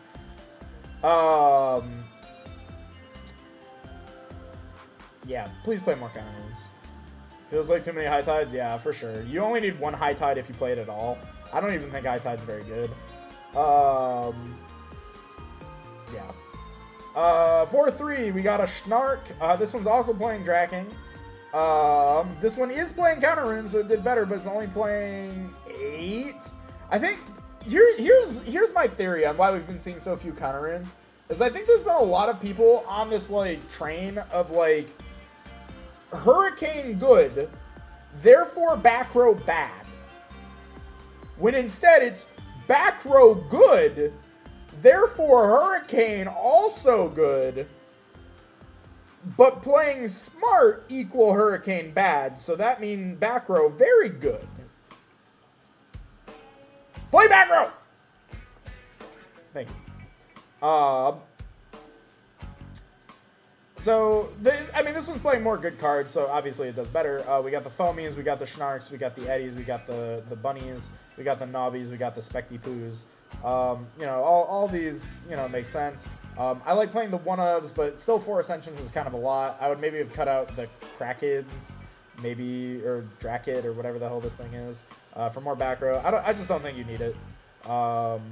Especially because you can search Draking off of Schnark, and Schnark search Draking is a fine way to set that up. So I don't think you actually need this for the Rock and Hard Play synergy. So I think you could actually cut like these 4 cards and then just replace them with counter runes, and this deck would actually be pretty good. Yeah, that's my take. That's crack kids. We're not adding more drug related emotes to the channel. How many are there already? There's 1, 2, 3. 3 out of 4 emotes I have drug paraphernalia in them. That's kind of impressive, actually. I'm kind of impressed by that. Here we have another Schnark. This one kind of has a side deck that's kind of all over the place, which Alestrals tends to have happen. I'm sorry, hold on. This list is on 1 rabbit total in the side deck.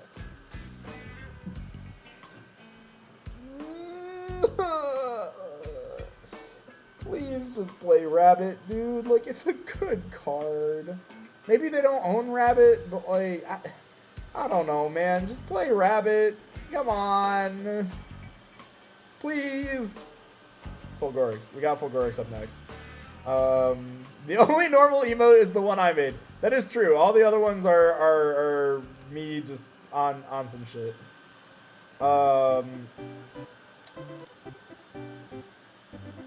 Yeah.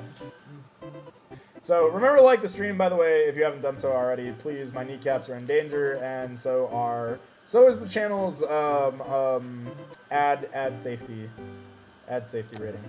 Fulgurix, 01, 80th place.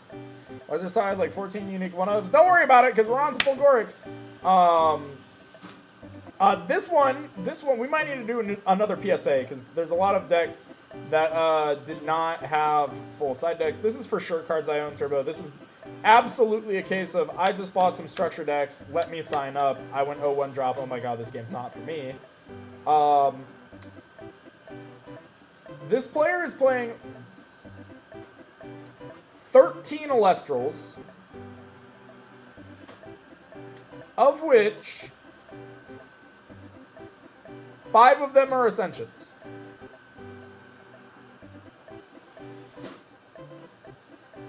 However, of their remaining Alestrals, only 2 of them are bad. Only 2 of them are bad. So, they're doing all right. I would not be shocked to learn. To me, what the hell are you doing? To me, don't take the green screen with you.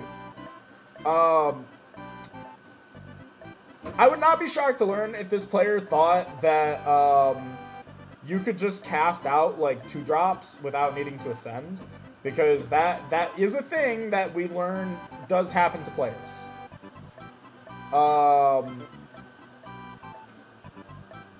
So I wouldn't be shocked if they thought that you could just cast your 2 drops out. They are playing Circle of the Sky as a one-of. They got 2 Viscerus in the side, you know, in case they want it. Yeah, there's a lot going on here. There's a lot to process. Here we got a 1/3 Fulgurix with Sorlets. Cool. This is like Wind Fulgurix. It's only playing 3 Lunar total. which does not feel like enough. It's playing Island of Aeolia. It's playing, like, how many counters is this? 9, 11 counter runes. It's playing Aeolus. It's playing some wind guys, I guess. At least it has 3 rabbit in it. It does have rabbits in it. It's siding into Fornax. I'm gonna move on. Aviolift Gaming. Yep, they are on a. Wait.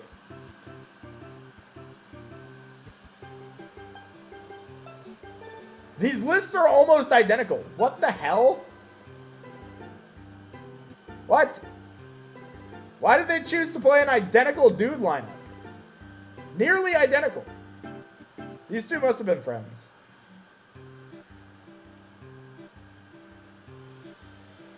Even their side decks are nearly identical. Yeah, these had to be like roommates or something.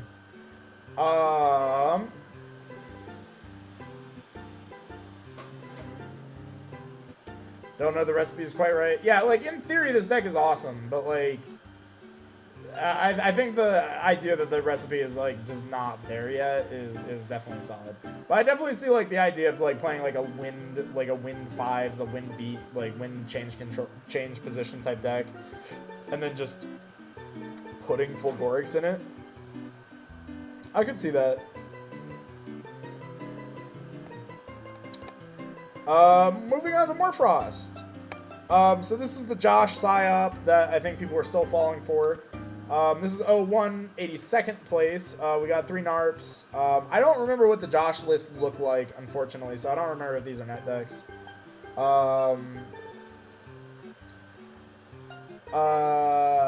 This looks pretty similar to the Josh deck. Nothing too crazy here. 01 drop. Not too much to say since they didn't play it out.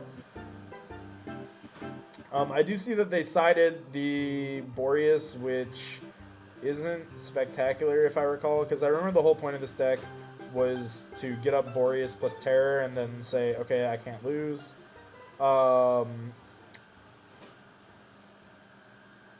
Which is kind of unfortunate.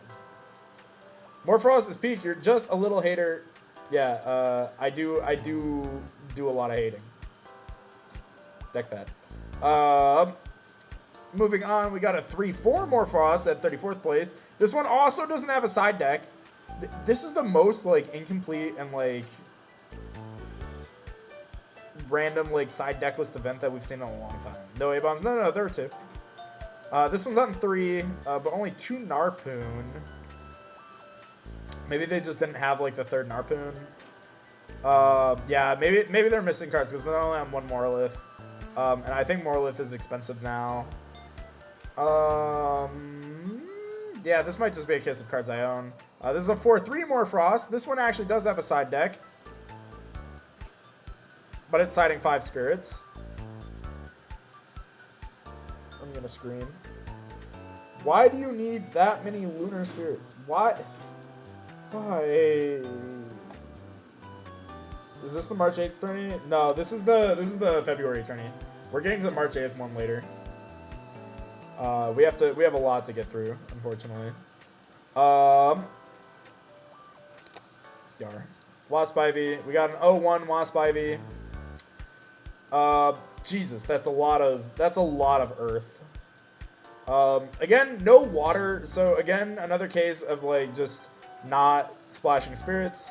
Multicolored spirit decks are the way to play this game, and I think it can be very normal for, like, new players to, like, either not realize that they need more spirit colors than just 1 or 2, or to just say that they don't want to run out of a spirit color.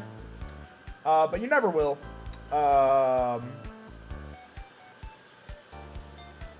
Yeah. I think that that's just what's going on here. Too much reliance on 1 spirit color.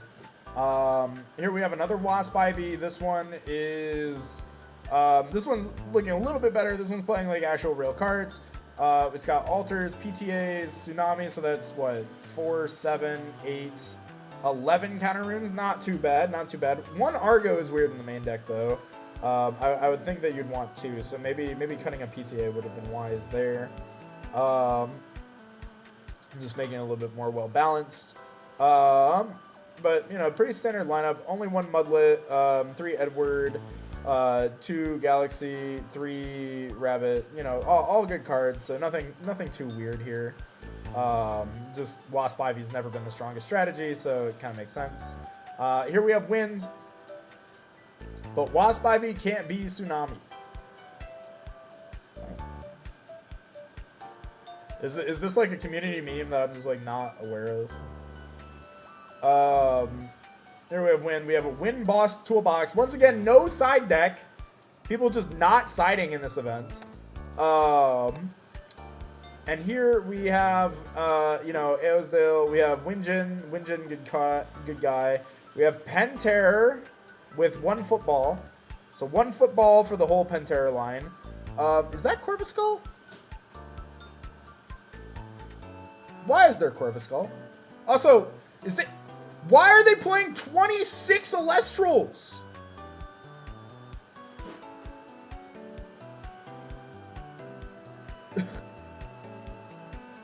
This is incredible. 26 Celestrals. 2, 4, 7 counter runes. Dense Robert makes an appearance. Fenterror does make an appearance. Drop your Fenterrors if you have them. No Rabbits. I think, do we need to go on? There's you guys know what's wrong here. Here we have Change Position Win 3-4, which is really interesting considering that this won the most recent tournament. List is a little bit different, but we do see the Eddies, the Sorlets, the Mudlets, so the Pigs plus the Eddies, 3 Bunnies, Folicanes in the main. 3 Folicanes is crazy. Yeah, I mean, that's just very excessive. 3, 6, 8, 8 counter runes. Again, just not enough counter runes. Just not enough counter runes. Yeah, I think that's really just where we're at. It's just not enough counter runes. Yep, so moving on to the one-offs. We have Blazers OTK, 0-1 drop. Shout out to Blazers. I'm really sad to find out that Blazers hasn't been doing well because I feel like Blazers is actually crazy in this format, just nobody's playing it. But it's playing 3 Chariot Ride, no Hurricane. I feel like Hurricane is what makes the deck tick, unfortunately. So 3 Chariot, no Hurricane, sadly. It's playing 7 back row, which crazy that they were able to fit in 7 back row on top of this. It's playing the Hephaestus, the Exalt Flares, the Small Tugas, and Nogs. Unfortunately, I would think that you would want to run like more of the combo pieces. Like, it's also playing Trifernal as well, which, you know, I'm cool with that. But I think you would want to just play more of the combo pieces to make this deck tick, as well as maybe some more Kindalos, maybe fewer Galaxies. But cool deck. I like this deck a lot, so, you know, cool.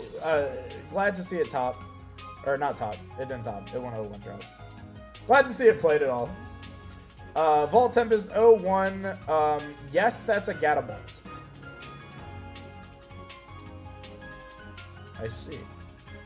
This is Vault Tempest with 2 Gatabolt in it.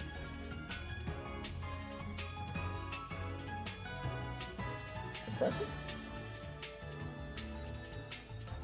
Should you just be playing like 12 counter runes? How many is enough? Yeah, I think anywhere between 10 and 14 is like the minimum that you should consider whenever building a deck. Whenever you go below 10 is when decks start to get really weird and like you start needing to like kind of get lucky.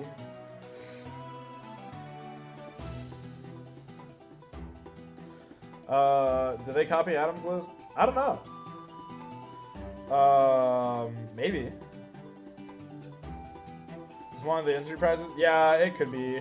I don't know. What was the deck that we saw last time we did this? Where people, there was one guy whose deck list was literally just like the first cards that pop up when you type in, like when you go to build a deck. There was like a deck that was like letters of the alphabet turbo. That one was really cool. I don't remember what it looked like though, so we can't. That one was like clearly I'm registering for the prizes during the PNM because of the rules. Yeah, I do remember that. So I wouldn't be shocked if somebody like maybe just like copied it and just put in a Gatta Ball, but maybe they were just really into Gatta Ball. You never know. Here we have a suppression control, which is playing like Necrolith and like Toxirian stuff. It went 1-2, very sad. They're citing the Nobbies, that probably didn't help there. And unfortunately, you do have to like still be able to put up pressure even if you're playing a control deck. And that's probably what went wrong here. Too many, it's the solar problem, too many defensive Lestrals. Here we have a 1-3 Water Reanimator playing Drops of Leaf. As I've said it before, I'll say it again. Drops of Leaf is literally, objectively the worst card in Alestrals. Never play this card under any circumstance, and the results show. 1-3 drop, baby. 1-3 drop. We put drops in the deck, and that's what we did. We dropped. So yeah, moving on. Here we have a Water Toolbox. This one's not playing drops. This one's just playing Nog. It's playing, how many is this? 1, 2, 3, 4 Ascensions. That's probably like a solid number, but they're citing 2 more, so that might have impacted stuff. Water Reanimator has not performed very well in this format. I think it might have,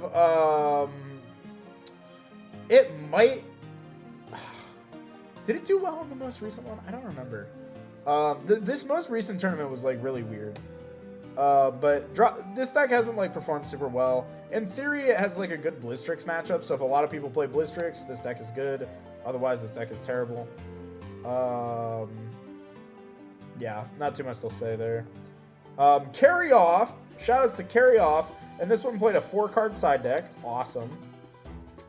So it's got 3 Carry On, 3 Nobby, 3 Spec, 2 Werepup, 3 Carry Off. You know, it's got a lot of dudes in here. It's got, how many Ascensions is this? 6 Ascensions. So pretty bricky deck, especially when you combine it with the fact that there's like, what, 5, 7, 9 Rune dudes in this deck.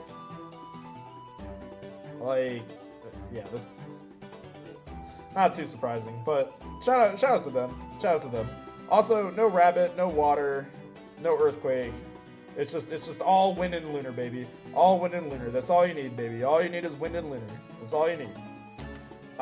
Here we have a 2-3 Thunder. I think I actually played against this opponent. Yeah, I totally did, because I remember they dropped a Sonic Core on me. And I remember the Divine Blessing had to be in main because they tried to Divine Blessing my Cryoblast with Sonic Core on the field. I do remember that happening. But crazy that it was a 1-of too, because like that like nearly cost me the game. I got jump scared by this. So let's see.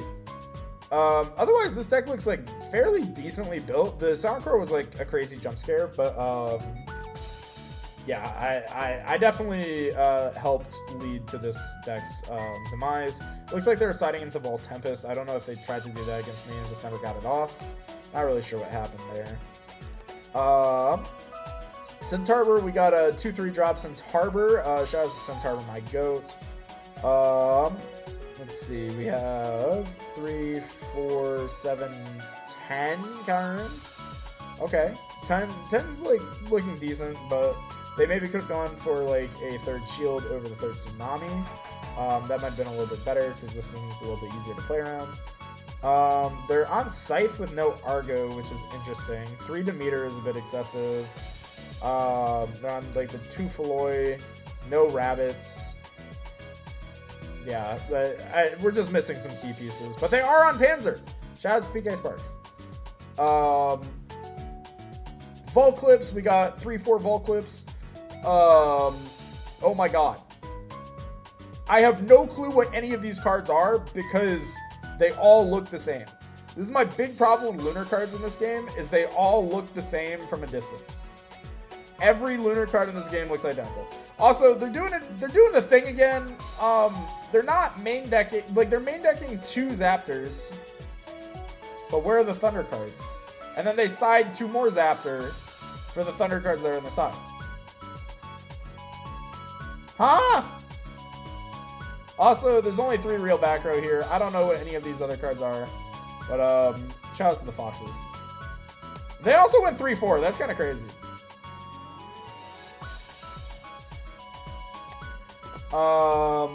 We got Mill at 3-4. Salashade, my goat. Salashade was one of the cards that I was like really hoping would be good, and then it wasn't, unfortunately. But shout outs to our little Mushu guy. He was kind of cool. What is this? 4, 7, 9, and they cut Gorgon's Gaze? Okay, I see you. That might be cards I own moment. With Tunog. Yeah, not too much to say here. Mill is an interesting win con. But cool to see that they did beat a few people with it. So very cool to see.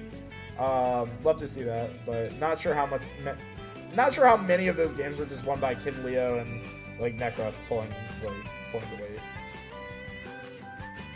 Heal Control, 30th place. Shouts to Heal. Let's see, we got the Eddies, pretty standard lineup. I hate this deck. Not too much to say here. I mean, the list looks fine, but I just hate this deck conceptually. But it's very funny if you play Clash. I would play Clash. Play Clash. This deck's very funny. This deck is evil. We got Scrap at 4-3. Shout out to Scrap. Was this Bo? I know Bo is a Scrap warrior.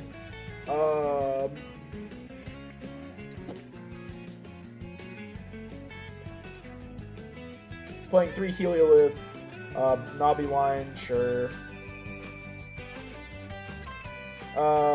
Some, just standard good stuff. We got a tech word. Oh my god. Another tech word. This is me? Okay. Bo, you have to explain what the hell is up with tech word. Why is there one Eddie?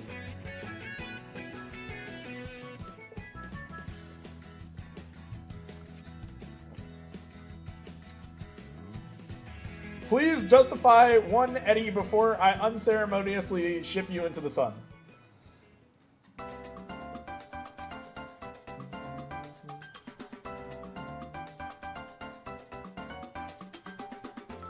I needed one more 1-drop, and he was best in slot.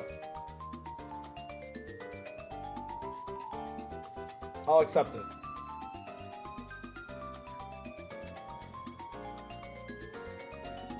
I'll accept it. Yeah, I mean, deck looks well built. Unfortunately, Scrap is just like never in the best position, unfortunately. But I do love me some Scrap. Good deck. The Poison Tunics, I don't think you really need Poison Tunic in this deck. I think the 2 targets are more than enough, probably. I think that's really the only thing I would say, is just that these are probably a little excessive. And like these guys. Like, I think this deck is still good. I would just change up some of the ratios and like make it a little bit less focused on the artifacts. But everything else looks good. Finally! Oh my god, finally we made it to top 8. Oh my god, thank you. Thank you. We made it to top 8. So, this is still not even the most recent tournament. Top 8 of the previous tournament was 3 Lunar Aggro, shout out to the Cabal, a 5s, a Fire Nexus, a Heal Stall, a Posthumous, and a Solar. Shout outs to my goat, Brewlock. So, Brewlock, Posthumous. I love Brewlock, man. Like, another Chicago local player. This is my goat. I gotta see what bro is cooking. He's on the 3 Eddie, the 2 Galaxy, Kuribus. Oh yeah, I forgot he's on Kuribus too. I think he ran this back at the most recent premiere, because I played him at this premiere and the most recent premiere, both times in round 4, and both times I 2-0'd him, and we were just laughing about it. It's just like, bro, why does this have to happen? Like, every time. But Brewlock's my go. I fucking love him, dude. Like, he's the greatest. So I was glad to see that he slipped it in with the moose. Please don't take that out of context. That came out wrong. But anyway, you know, this looks pretty solid. You know, he's just playing good dudes with some bosses. You know, he's got the one moose, no Theraheart, only one Fawnlet. That's actually crazy because every time I played against him, he opened Fawnlet. I thought he was playing 3 Fawnlet because of how much he drew that card against me. Seeing 1 Fawnlet in that deck is wild. That's crazy. That's awesome to see. I feel like you could have played like one more dude in here, maybe? The Comalis engine was kind of cool. I remember in this most recent premiere when I played against him, he went like Comalis, search Comalis, into Comalis, search Comalis, into Comalis, search Spectrus, and just every Comalis just ate shit and died. It was kind of awesome. So unfortunately, I'm not a big fan of Comalis. He didn't really have the back row to back it up, but Comalis is like in theory, it's a good card because you can bring it out, you protect it for 1 turn, it searches your Pastamoose, and then, you know, you're off to the races. So that's cool. I like that. Unfortunately, it didn't happen for him. But I'm curious if it happened to anybody else, like if he did it to anybody else, because surely he had to if he made it to Top Cut with this. So would love to find out if that happened. He's also citing the Toxiri Necrolist stuff, which I think if you're playing this as a package, like a together package, it kind of makes sense.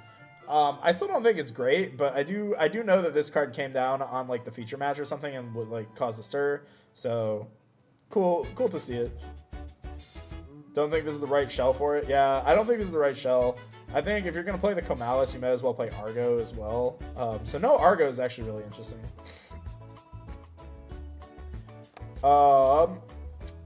Here we have Viper, still with the Fire Nexus. Shout out to Fire Nexus' strongest warrior, Viper. I think I might have knocked him out of Top Cut in this run. I don't remember if that was a different premiere. But shout out to Viper. He does do well with the Fire Nexus deck and proves over and over again that this deck is still like good. Like this deck is good. Like it is viable. So we got the double rabbits, the Kinleos, the dogs, the Rummacoles. He was maining 3 Eruption, which is diabolical. No Stoke the Forge, which is kind of interesting because I think that you really do want to play Stoke. And then he played, I think, 8 back row. And I think if this was the tournament that I'm thinking of, I think that this is kind of what happened, unfortunately, is that he just didn't really draw enough back row against me. So maybe having more back row would have been beneficial. Like if these Eruptions had been back row instead, maybe he would have been in a better spot. So I think that's really all I can say about this, is maybe just have played more back row and maybe just sided into these. He was siding the Krakatugas, which is really, really cool to see. What I find confusing, though, is that we're siding Krakatuga and Tsunami, but we're only on 2 Water Spirits. And we're siding an extra Zaptor, I guess, for the Arcalith, but not extra water. I would have flipped that. I would have, like, just played extra water in the deck, but I don't know. It's his cook, not mine. Ah, I'm all over the place. Here we have Adam Solar. And this is okay, so this is a Winjin deck, and this looks very similar to like the Winjin deck that I've like played and posted, and I do like this a lot, where you're not playing Apollo, instead you're just playing First Light. First Light, both for the Kokiri and the Winjin, is very, very good because you can go First Light, stack the Calfmel, which refunds the whole play on the following turn, and then you get the Tornadin, search any card in your deck. Interesting to see that there's not more back row. I probably would have been on a little bit more, but it's kind of hard to fit stuff. So this deck sucks. I got lucky. My deck in the next tournament is cool though. Yeah, this deck does suck. Like you're not wrong. Like I'm glad to hear you say that, because this deck does suck, and I was kind of impressed that you've like topped with it a couple times now. Like I was kind of impressed by that. because I like, there's a distinct reason why I did not run it back with Solar with this deck. Like, I played this at a lot of friendlies. I played it in like an exhibition match because like I love this deck. It's very bad. It's super bad though. But good job topping with it. Like, good shit. JJ, we got JJ on 5s. JJ the 5s goat. He always plays 5s. I love JJ. This is the Cockadoodle Dimax tech. And you know, cool to see it just pop up in the side. Cool card. Surprised there wasn't actually like one more spirit for it. I thought there would be like 2 wind for it, but I guess never needed. Yeah, it's just 5s. There's nothing to say about this. This is top 4 Coder Lunar Aggro. I think this was pretty much identical to the me and Justin list. I don't think Coder was in the video where we went over this tournament specific deck list, but he missed some of the last minute changes. Like, he had most of the deck list, and he missed some of the last minute changes, so his list is a little bit off. Yeah, like, instead of playing the PTAs, he's still playing Hurricane in the main deck. And I ended up playing against him in top 4, and that match was a mess. You should go watch it. It was really funny. It was really funny just with how disastrous of a game that was. But shout out to Cutter. If you want like the full breakdown on this deck and all the thoughts, the video's on the channel. I'm not going to spend time talking about our deck lists. This is the Caleb list. Shoutouts to Caleb. Caleb has not played in forever, so I was really glad to see him play, and I really wanted to play against him in finals, but unfortunately, he could not clutch it out and make it to finals. I was really sad, because I don't think I've played against Caleb in Elestrals since, like, Elestriad Season 2. Like, it's been so long, so I was really hoping that I get to play against him again, but didn't happen. He played heal, and it did pretty well. It did well. I hate this deck. This deck needs to burn in hell, and I'm upset that it was created and invented. I'm really upset that this deck exists at all. But glad to see my boy do well, so shout out to Caleb. If I remember correctly, he net deck Justin card for card. Caleb uses they, them pronouns. I did not know that. Shout out to Caleb. They are my goat. Yeah, no. So Justin and I played card for card the same deck. Kevin net decked originally our list, and then we changed stuff later in the night, and Kevin did not find out about it. But yeah, so me and Justin, this is literally card for card the same list. I don't think we changed anything in the side deck. Yeah, this was literally card for card the same.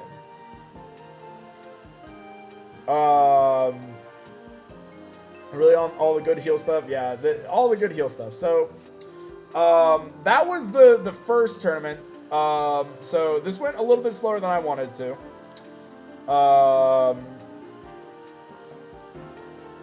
You specifically love heal. I specifically crash out every time Sluggle is played against me.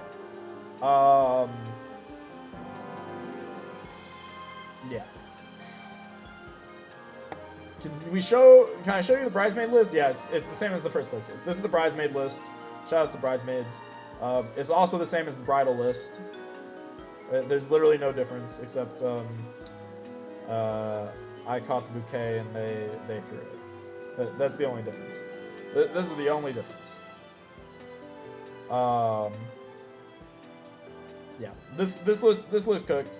But as we'll see in the next tournament, it didn't cook for that long. It didn't cook for that long. So I'm going to take a quick little potty break. A quick little Trishy potty break. I also kind of want to grab a snack. I'm a little hungry. But this is your opportunity to like the stream. Please like the stream. And to discuss what we've seen so far. Yeah. Discuss amongst yourselves the decks we've seen so far, and why your deck should have won the event, and why I'm actually a big poo-poo stupid head. Yeah. Also, I am. Did I crash the stream? Did everything break? Can I have the bouquet next? Needs more drops of leaf. Chat, can you let me know if the stream is still here? Because I'm like clicking buttons and I don't know if I'm breaking everything.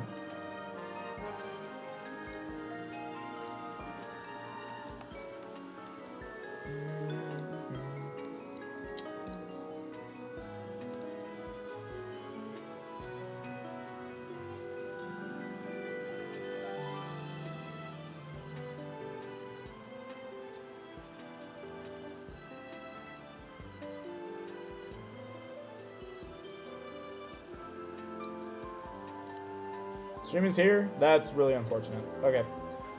So I'm gonna use the bathroom real quick. I'm gonna give you guys the chat. Here's the chat. You guys can play in the chat. So remember to drop your emotes. Here's the whole roster of emotes if you have them. Let's get some 100s, some hearts, some party times. So do all those. I'm gonna be back.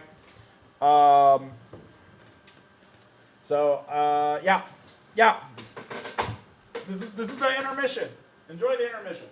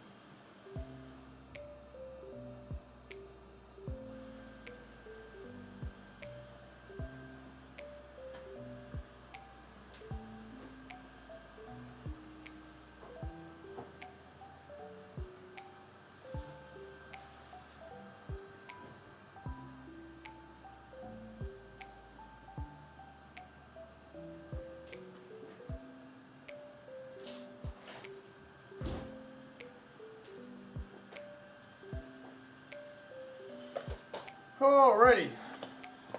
Okay. Union time. No unions! No!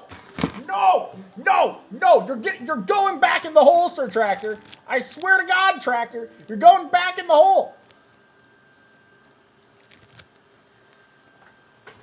If Trish isn't here, who's gonna time out Sir Tractor? Me.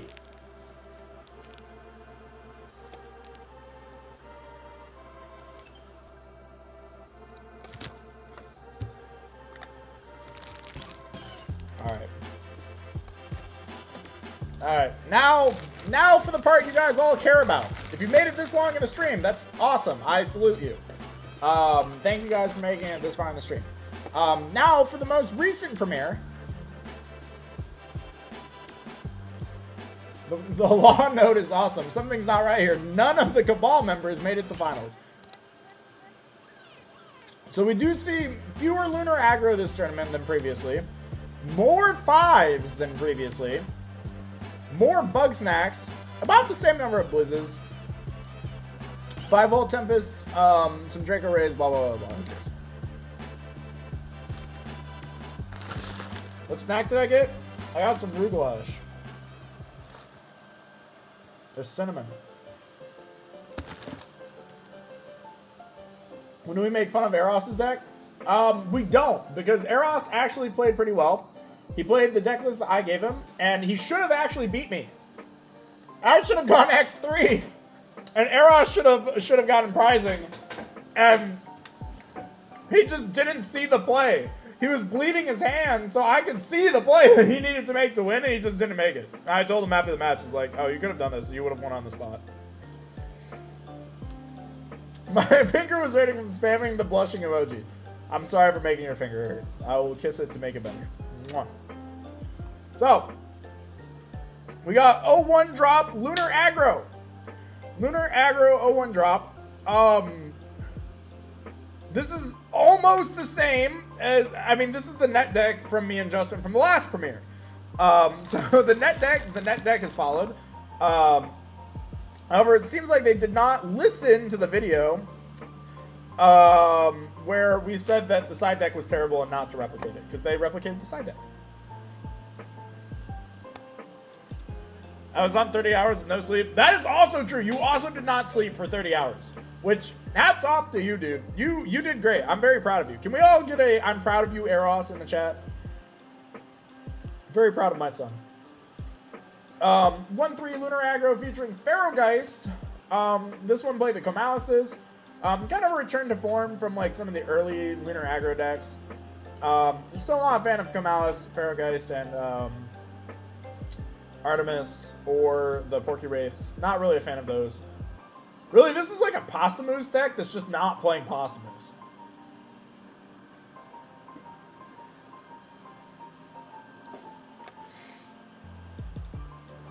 Here we have a 1-3 Lunar Aggro. This one's playing a lot of Lunar Phases. And it's also playing some little Voldusks.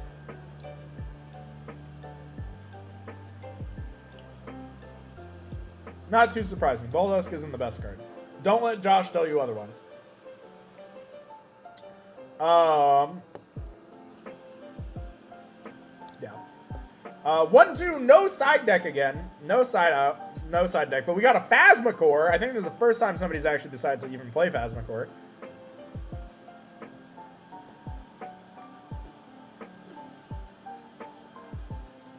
Is that a Draken?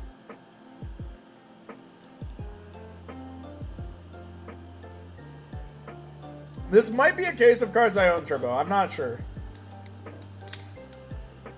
Where's the fart genie? What fart genie?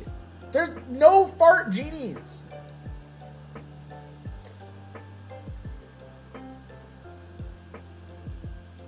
Here we have a 1-2 Lunar Aggro. Pretty standard. I mean, this looks really similar to the me and Justin list, but it's playing a third Tsunami instead of a second Hurricane, so that might be a cards I own moment. Yeah, not too much has changed there. This is another standard net deck Lunar Aggro. And this is, I think, card for card the same as the first and second place list. Yeah. 2-1, another, this looks very similar to a net deck Lunar Aggro. Like the top half of the deck is net deck, but then they're playing Pandora's Box. I don't know what's up with Pandora's Box. That's kind of awesome. But I wish we could ask what happened because they dropped an X1. It's always the 2-1 drops where I'm like, what the hell happened here? Here we have a 3-3 Lunar Aggro. This might be Justin. No, this can't. beat Justin, right? Because he's on the Hurricanes on the side. I think Justin played pretty much this exact same list, but with Hurricane in the main.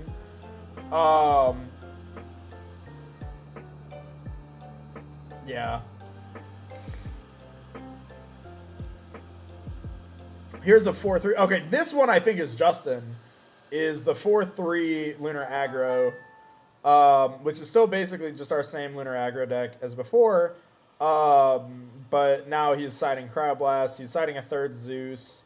I don't really know what his theory on third Zeus was. I just kind of like showed up the morning of and he was like, yeah, I'm siding another Zeus. I was like, I'm not going to do that, Justin, but power to you. Yeah, he went 4-3. He had a rough day. We both had a rough day. This deck, in general, had a rough day. Here's another 4-3, 27th place Lunar Aggro. This one's maining 3 Zeus, and 3 Tsunami, 3 PTA. So, not the most diverse backer on it, but it is playing 12. It went down to 2 Ambro, which I think is wild. 1 Galaxy, 3 Spectrus. Not sure what's up with that. And they're playing a Boom Bat. I might have played against this opponent. Now that I think about it, because somebody did boom bat me in a Lunar Aggro deck. Like, I did play against a Lunar Aggro that boom batted me, so maybe I played against this opponent. I'm not really sure. I rode the X2 bubble like most of the day, so it's very possible that I knocked them down to the X3 bubble. Here's another 4-3 Lunar Aggro. This one's playing both Hurricane and Cryoblast, so similar to the Coder list from before. This might just be a Coder net deck, actually. Or, like, very close to it. Yeah, not too much to say here. Another 4-3 Lunar Aggro. This one's is a direct net deck, because you can see the messed up side deck. Yep, another... oh, this one's Eros! This one I know is Eros! Eros got 20th, and it is the net deck. But I know it's Eros because he was missing 1 card. I don't remember what it was. He was missing 1 card, so he played a Chronodial as his spirit animal. 23rd was you. Okay, so RBK is 23rd. Did I? Oh wait, no, hold on. You're not the Boom Bat. New Moon did come up to kill a rabbit. Oh, New Moon in the side, yeah. New Moon, like, the rabbits, I don't know, for anybody who played Lunar Aggro, how did the, how was Rabbit for you guys? Because I found myself getting walled by Rabbit way more than I used to in this last tournament. To be fair, I wasn't, like, taking this most recent one, like, super seriously, but I did notice that Rabbit was, like, more of an issue than normal, which was kind of weird.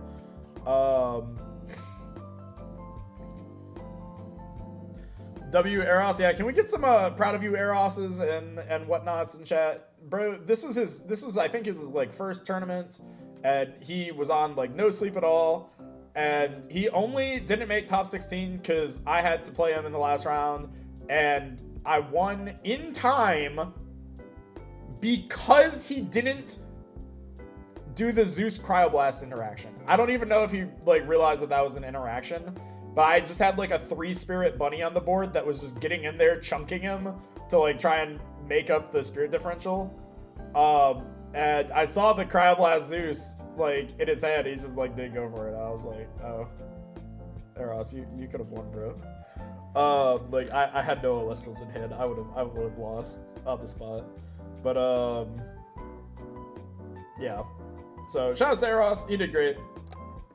5-2, this was me, 16th place. I think I'm the highest placing, yeah, I'm the highest placing Lunar Aggro in the tournament. I got fucking 16th exactly.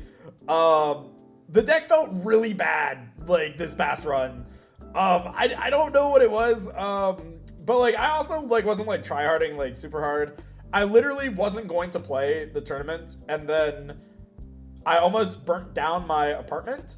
I left food in the oven and fell asleep. Thanks, Josh. Woke up the morning of the tournament and I was like, oh, what a good night's sleep. I feel so rested. And then my eyes bug open and I'm like, I had food in the oven.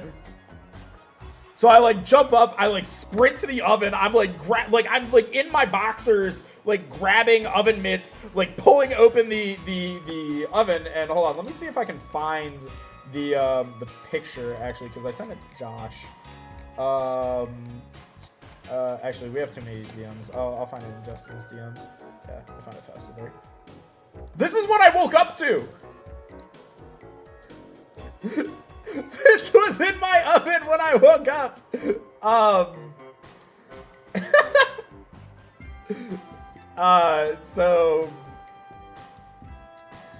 So the adrenaline from realizing I almost burned down my entire apartment kind of woke me up a little bit.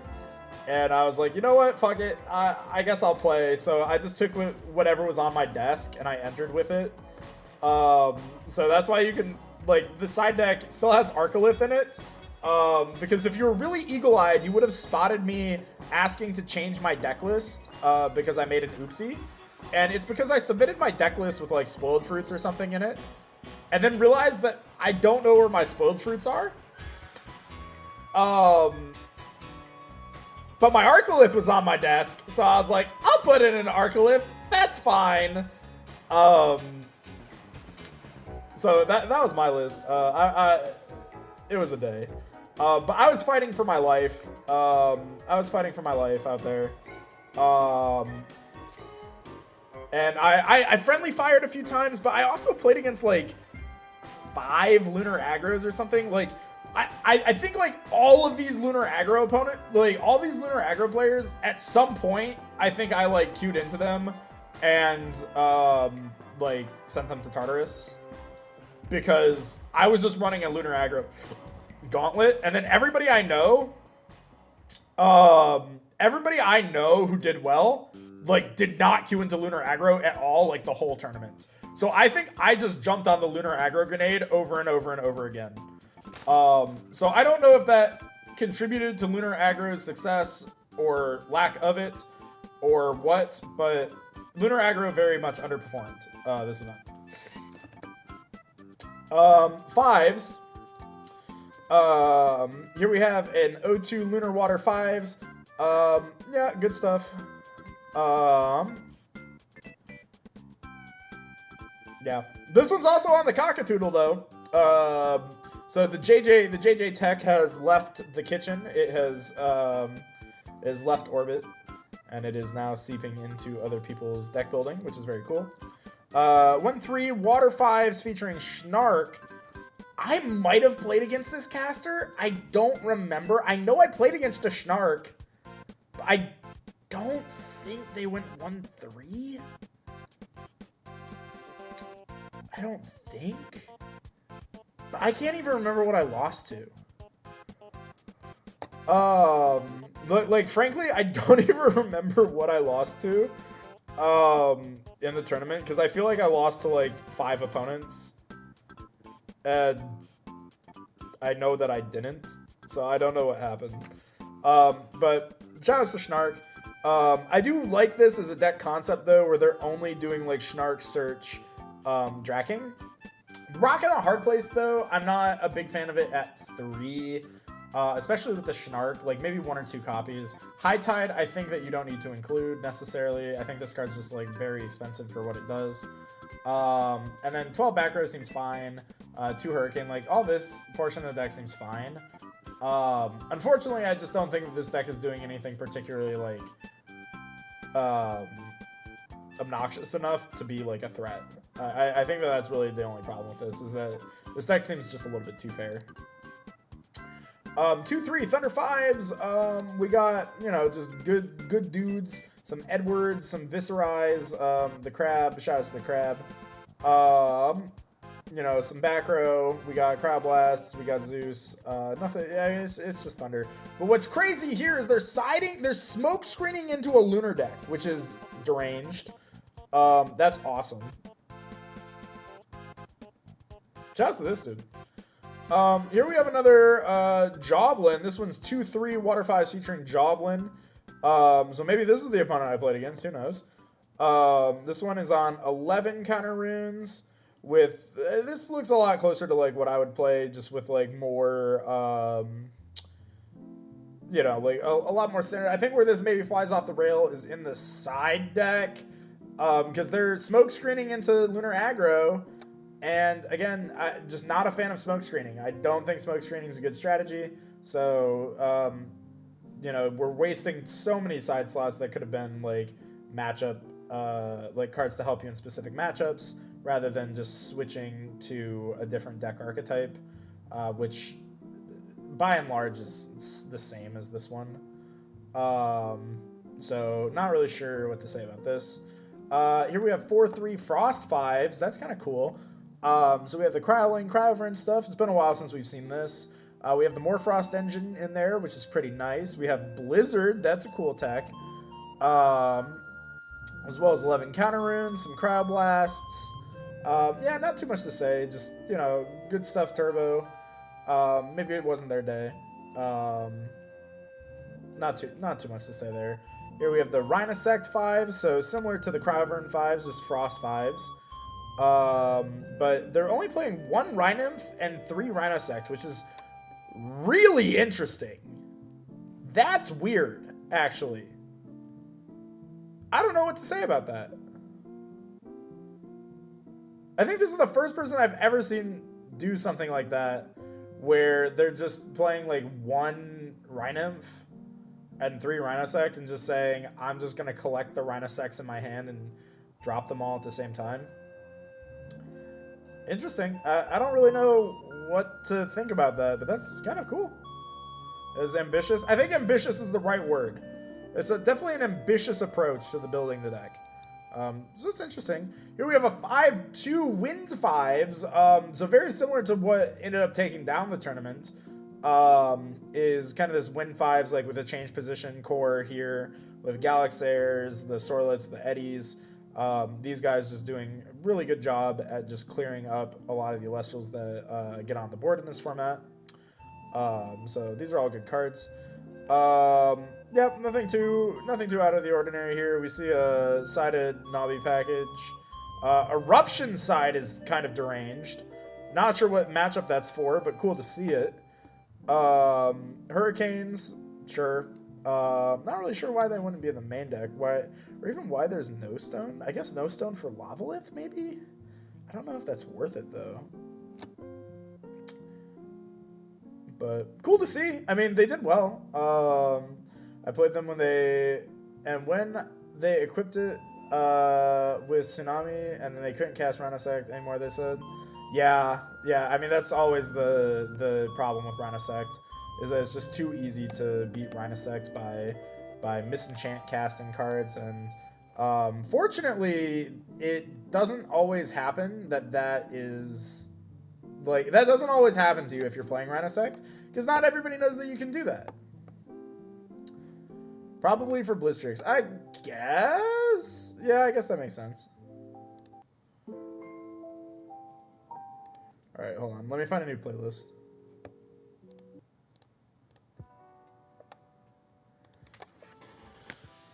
I want something upbeat.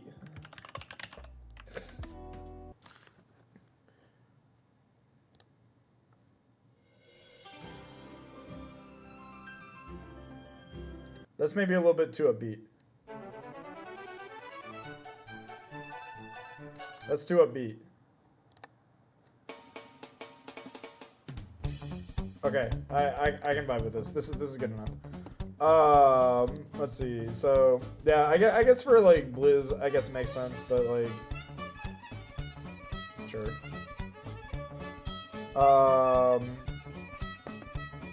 Here we have Lunar Water 5s. I might have played against this tournament. No, I didn't, because they had Schnark.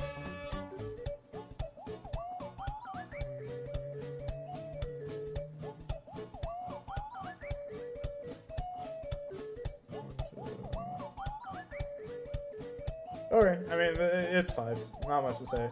Okay, this I think is the 5s I played against. I think this is the Schnark that I played against. So it looks like they're siding into the Werepup engine. A lot of side Werepup, kind of interesting. We have Joblin, which is kind of cool. Joblin, Schnark, Sluggle. I don't remember who this was. I remember they were a good player, though. They played really well. I think I lost to the Joblin deck. I don't remember if I lost or if I beat it. I want to say I lost to this deck. I want to say that I lost to this. But this deck was really cool. Definitely felt good. Or definitely felt interesting playing against. I think I kept the Cryoblast in because I thought that it was just like 5s. I don't remember if I did that or not. But cool deck, definitely very cool, fun matchup. And glad to see they did well. Here's a Lunar Water 5s, just more standard version of this. Not doing the smoke screen, which I like more. Looks like they kind of have like a smoke screen into like a heal deck. But like here's my thing is like I never really can think of a time where you would want to side into like the heal stuff. That was me at 9th. Okay, I did play against you. Did you win or did I win? I don't remember who I lost to in this tournament. Argo worst card, only resolved it versus you. It was mid. It did murder 4 lunar aggros this event to contribute to the bad lunar statistics though. Yeah, I remember walking into the Argo and I got jump scared like crazy. So the Argo was very good. What was the... Okay, I think I did lose to you, actually. I lost to this one. Maybe I beat the... was it round 2? Okay. Maybe I beat this one. I might have beat the Joblin deck. I don't remember if I beat Joblin or if these were the 2 decks that I lost to. I can't remember what my other loss was. My other loss might have been to Antitan in time, and I might have beat the Antitan in time. No, I think I lost to Antitan in time.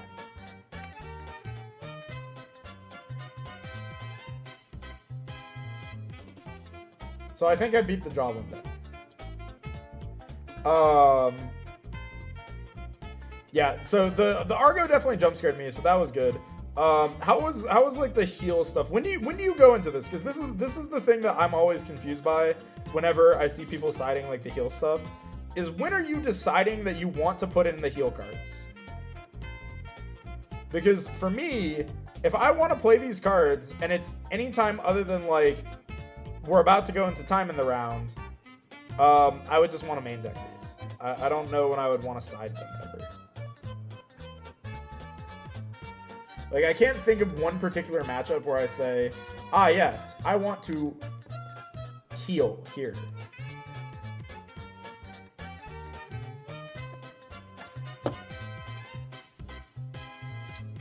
So, let me know.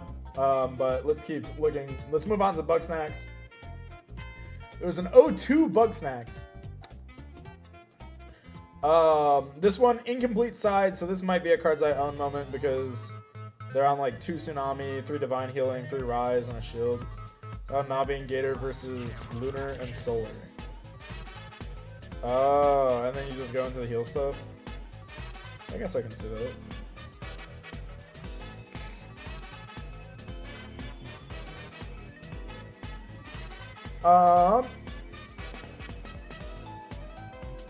Let's see. This might, maybe...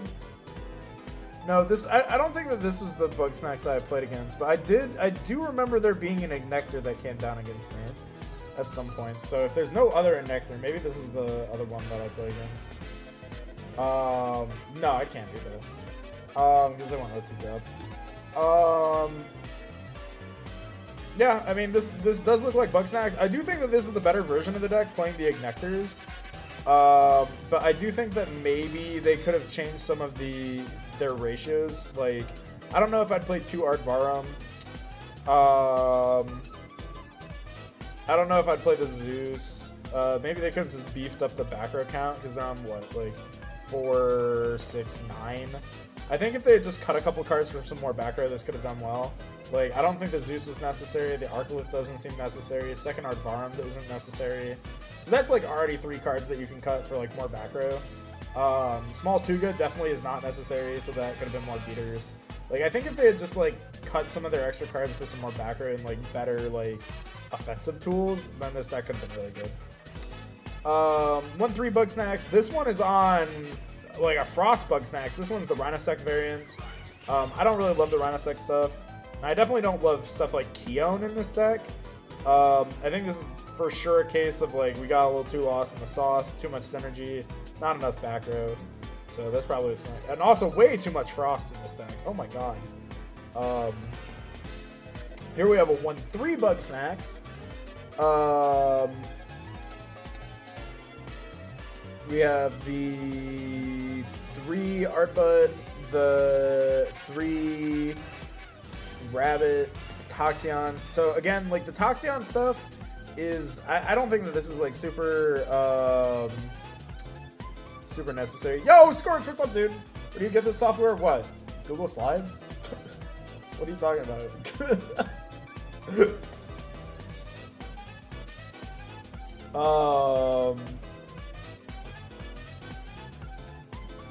Yeah, let's see. 4, 6, 9 total counter runes? Sure.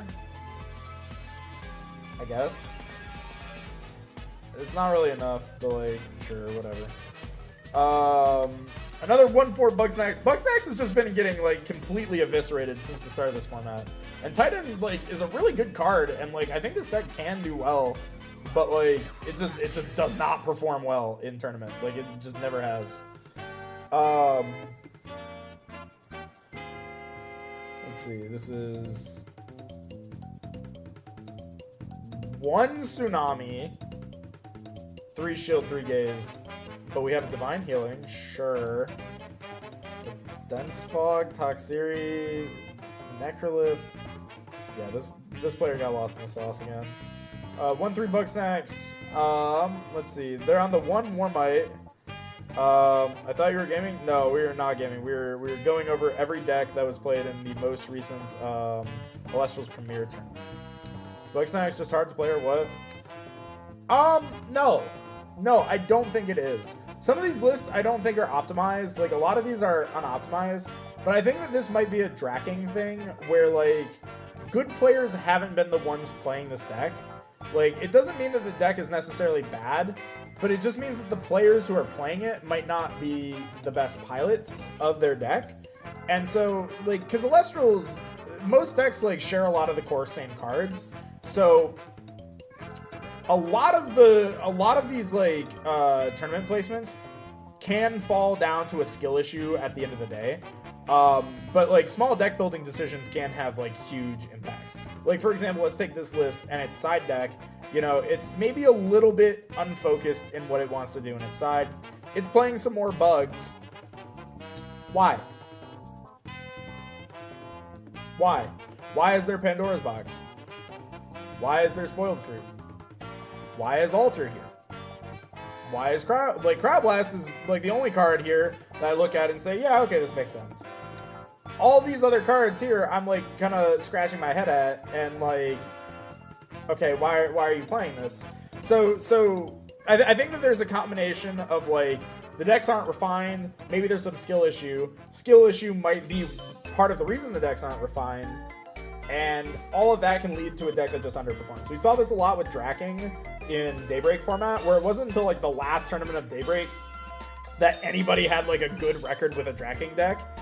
But also, like, no good players ever took Dracking to a tournament in, like, in Daybreak format, to my knowledge.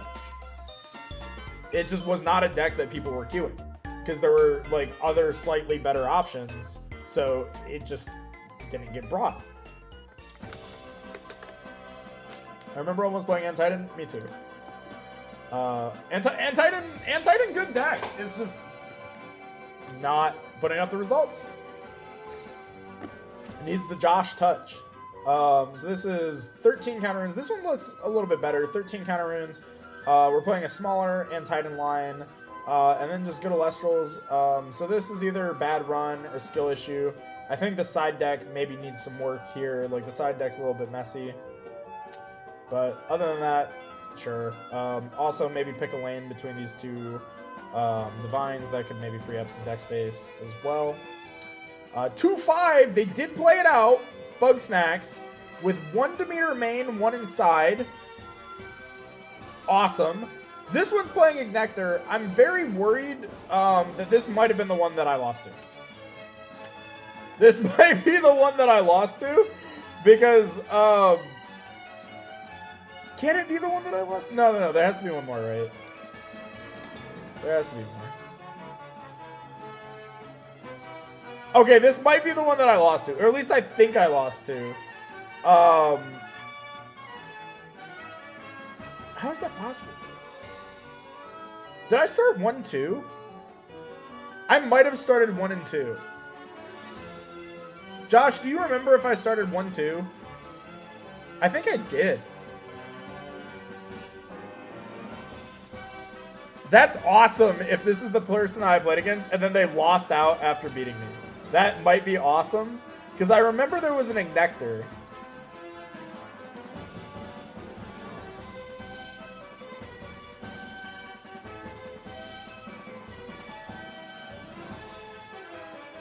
I don't think so. Did I beat the Antitan?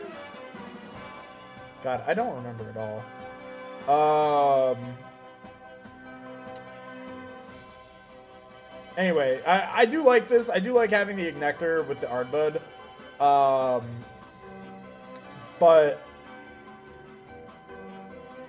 unfortunately, it just didn't work out for them. I feel like I lost to this opponent, though. Because I think I lost to an Antitan. Did Antitan top, maybe? I feel like I lost to this player. 42nd place, 3-4 Bug Snacks. You know, more standard just Bug Snack stuff. They're playing the Ardbuds and the Antitans. That's the one thing that I keep seeing over and over again, is that people are playing, they're always playing Antitan. Nobody ever plays this deck without the Antitan line. They always just have the it's never just Ardbud to search the good beaters. There's always the Antitan line in here, too. You did go 1-2 to start? Okay, then I definitely lost to this Antitan. This is 100% the Antitan that beats me. And that's awesome that they lost out afterwards. That's incredible. That is incredible. Yeah, I remember I lost in time because of cards in deck. We were tied up, and I lost to cards in deck. Because they hard ascended an Antitan. They like siphon ascended an Antitan and forced me to shield out all of my counter runes. Or shield out all of my spirits. I put them to 1 spirit with my Astrabbit in attack mode. And then said, better have it. And they cast with their last spirit an Astrabbit, crashed our Astrabbits, and it came down to cards in deck.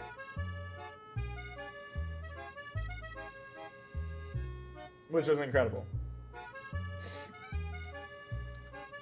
What curse did you put on them? I don't know. I must have hexed them with the, like, how dare you beat me, like, jutsu. I think I fought this one. Oh, Eros avenged me. Shoutouts to Eros. So, here we have 42nd, 3-4 Bug Snacks. Pretty standard Bug Snacks. Not too much to say. I think the most interesting one was the one that beat me because it was playing Ignector. Yeah, this one's pretty standard too. This one's a 3-2, first positive Bug Snacks, but they dropped it X2. Playing 3 Zeus, 3 Cryoblast, and the Toxion's. I'm still not a fan of Toxion in this deck. The Olympus is kind of weird. Random one of Olympus on the side. Warmite, sure. This one's not playing Antitan line, interestingly. This one's just pure Bug Box. And then a Blistrix. You didn't lose to Antitan in this tournament? I didn't? What did I lose to? Wait, no, I totally lost to Antitan. What are you talking? I lost to Antitan! I think. No, I definitely lost to Antitan.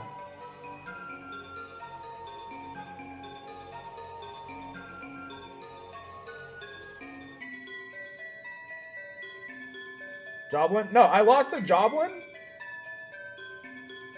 Wait, did I beat the Titan? Oh, I must have lost a game to Antitan. Maybe I just thought it was game 3? I must have just assumed it was game 3 because it went to cards and deck. But it must have been cards and deck in like game 1 or 2. Okay. So I lost to Joblin and I lost to the Lunar Argo 5s. Okay, that makes more sense. Okay, I lost a game to Antitan and thought I lost the match. That makes more sense. More Bug Snacks. Blistrix! Oh, 4 drop Blistrix, my goat! Blistrix! This one played 3 Aurora Borealis. That might be a little bit too much. Also, no more Frost Engine with the Aurora Borealis. This one did play Rabbits, though, so shouts to the Rabbits. It played 4 counter runes, other than the Auroras. That's maybe a reason as to why it did poorly.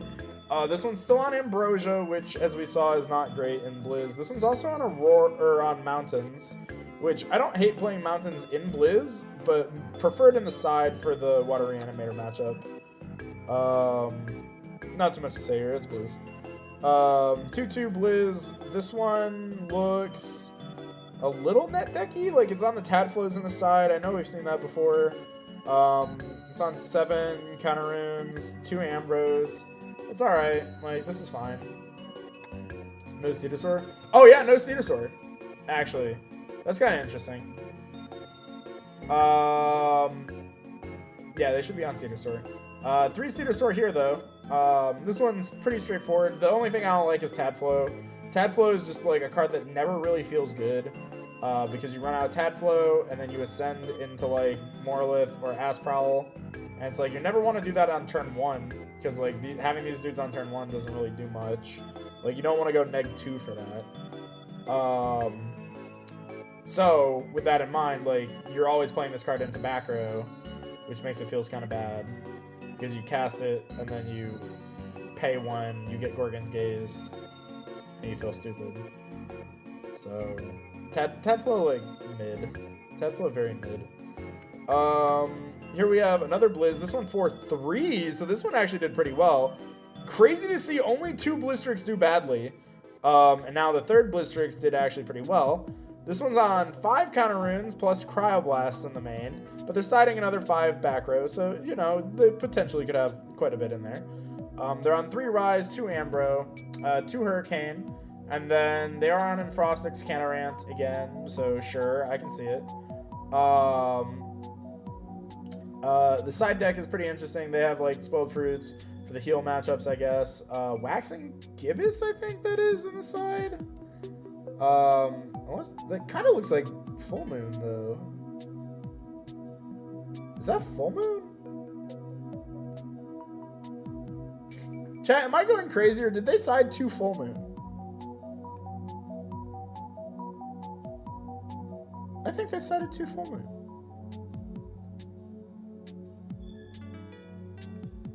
Why the fuck was there Full Moon in their deck? Wait, what does Full Moon do when it's milled? Hold on. That might actually be the explanation. Hold.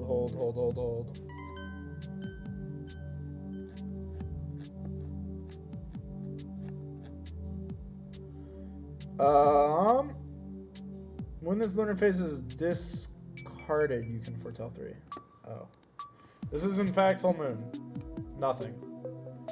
Yeah, not sure what's up with that. No idea why they sided Full Moon. That's really interesting, but it makes no sense. It's all for discards? Yeah, but what are they discarding? Maybe if they're playing Aurora Borealis, I would understand, but...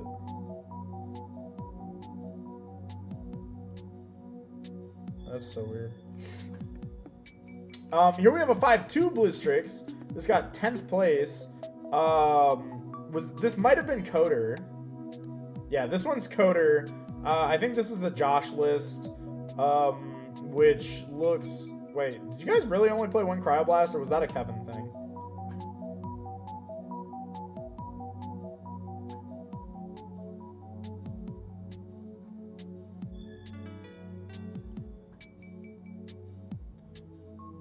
Probably just anti-Nobby. Oh, I guess that can make sense. He changed the list. This is a Kevin thing. Why did he play one Cryoblast? What the fuck? What the fuck, Kevin? But yeah, this was mainly the list. The Polar Acnes are the cool thing here. This was allegedly a tech against Lunar Aggro.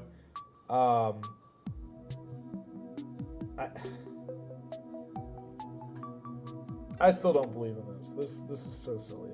But allegedly, there's no out to this in Lunar Aggro, so it was in the deck. But it's so goofy. Vault Tempest. We have an 0-1 drop Vault Tempest. This one also played Gatabolt. Is this the same dude as the last tournament that played Gatabolt and Vault Tempest?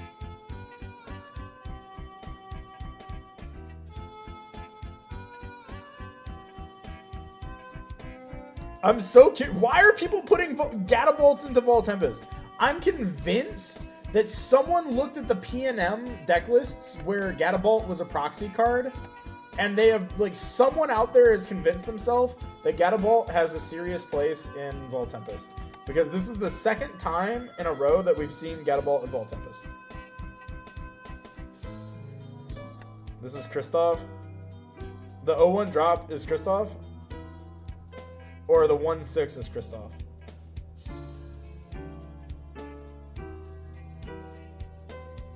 And they 0-1 drop last time.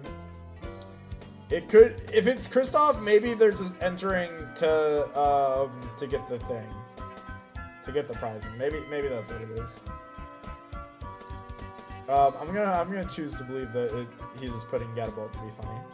I'm just gonna choose to believe that. 1-6 Vault Tempest.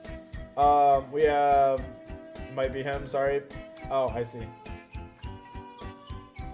If this is Kristoff going 1-6 and playing it out, that's hats off to bro. What the hell is this, man? Hold on. 3 Edward, 2 Bunny.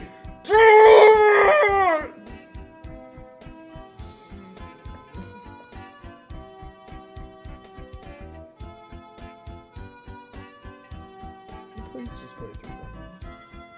I'm begging you guys, please just. You can play 3. I promise you can find space. Just please put the 3rd one in your deck. Pretty please, just do it. Just please do it. 1 Boombat, 1 Elichick, 1 Jolton, 1 Arcolith, 2 Grafuse, a Vault Tempest, 2 Aeromare, oh my god, Cockadoodle, or Toodle, or whatever it's called, a Nemisail, 3 P-Gust, 2 Sorlet, 3 Zeus, a Hurricane, 3 Aeolia, and on top of that, we only have 8 back row. And then it gets even better in the side deck. We got another Grifuse, another Boombat, a Quackle randomly, 4 Spirits, some Tornadoes, a Folican, a Crysbore, some Cryoblast, and a random Aeolus. I think, hold on. How many of these cards came out in sets other than base set? 3, 5, 6, 7, 8, 10. Out of 55 cards played, only 10 of them were not in base set. Just the Vault Tempest. It's the 3rd Grifuse that gets you. Yeah, it truly is the 3rd Grifuse that gets you. 1-3, 69th, nice, Vault Tempest. 2, 4, so 2 Viscerus, 2 Edwards, 2 Grifuse, 3 Quackles. I mean, this is pretty straightforward. Where's the water stuff though?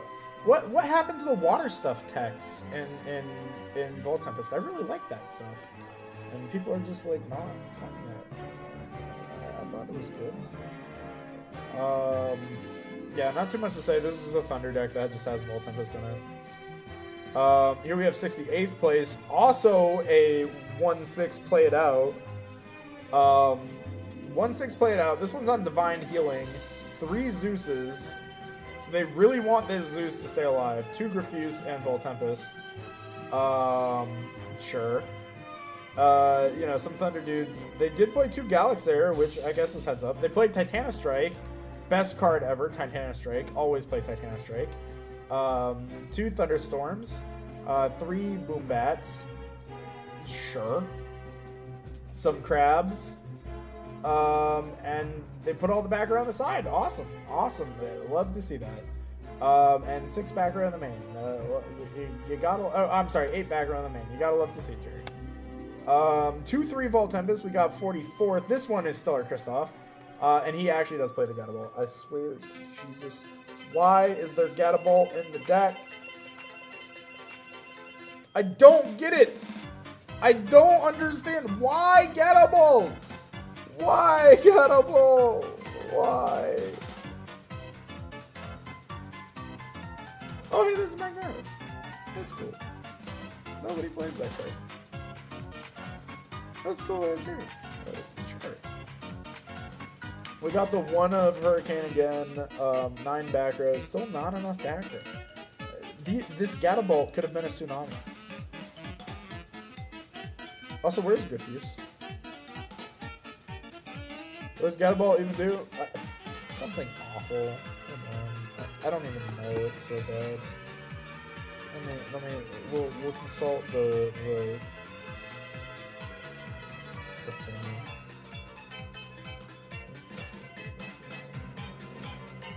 Gataball.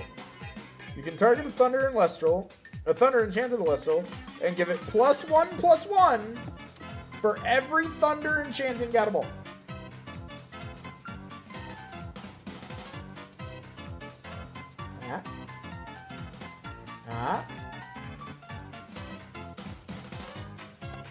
Think about it.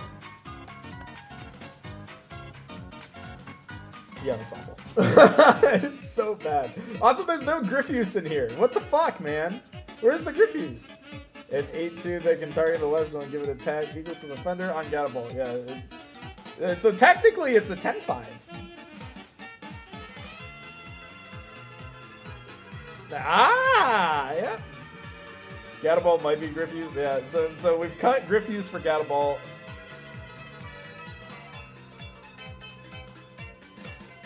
I like that we're playing 3 Water Spirits for the 3 Edwards in case we draw all of them.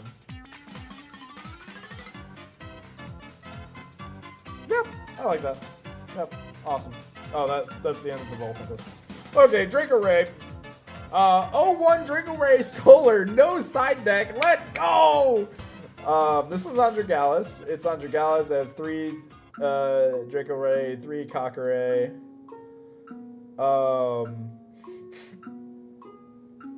Yada yada yada.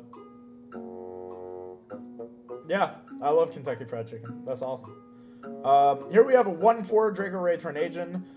Shout outs to this deck. It is still awful. This might be a net deck from Adam. It might be. Because it's pretty similar. But this deck is still awful.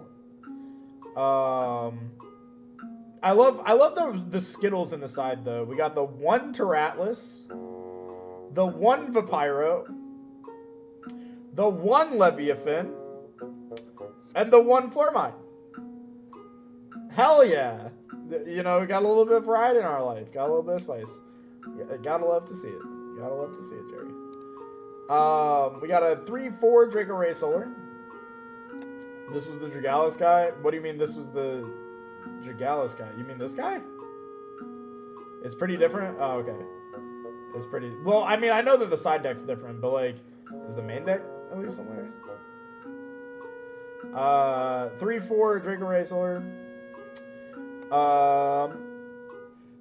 This one's on the Armadon stuff. This one's very much like a pure Solar. Wait, I think this player also played in the last one, because I remember the Thunderbolt of Zeus. And the Helios' Chariot Rides. So they ran it back. They still went negative with Solar. Very sad.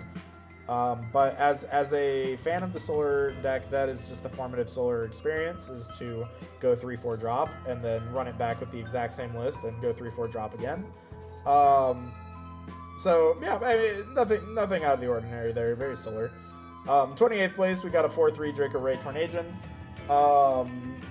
Still pretty similar to what we've seen before. You know, the first lights to set up the Draco Rays and the Wingens. Pretty normal. The deck's still bad, but normal. Solar best deck. True! Solar best deck! Solar! My investment! Solar is actually looking good for the next set with the little baby count. I'm big excited for the baby count. Big excited for the baby count. Here we have a Tornagion Solar. This one did not play the Kakare stuff. This one's just straight up Tornagion.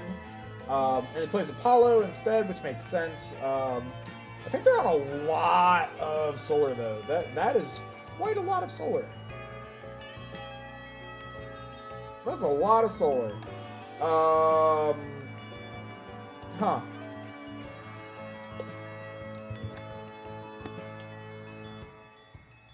Also, I don't know what's up with this, but I've seen a trend recently of people playing Spectrus with only one Owloon.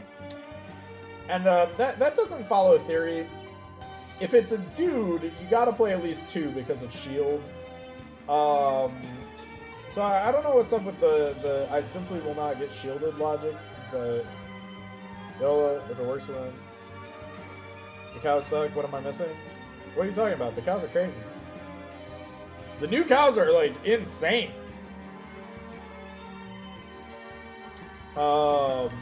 Because you can just go like activate Apollo, disenchant, and you just hit the little new little cow, and now you just flood the board with new little cows. You can send it into Lustragon or whatever the hell you want.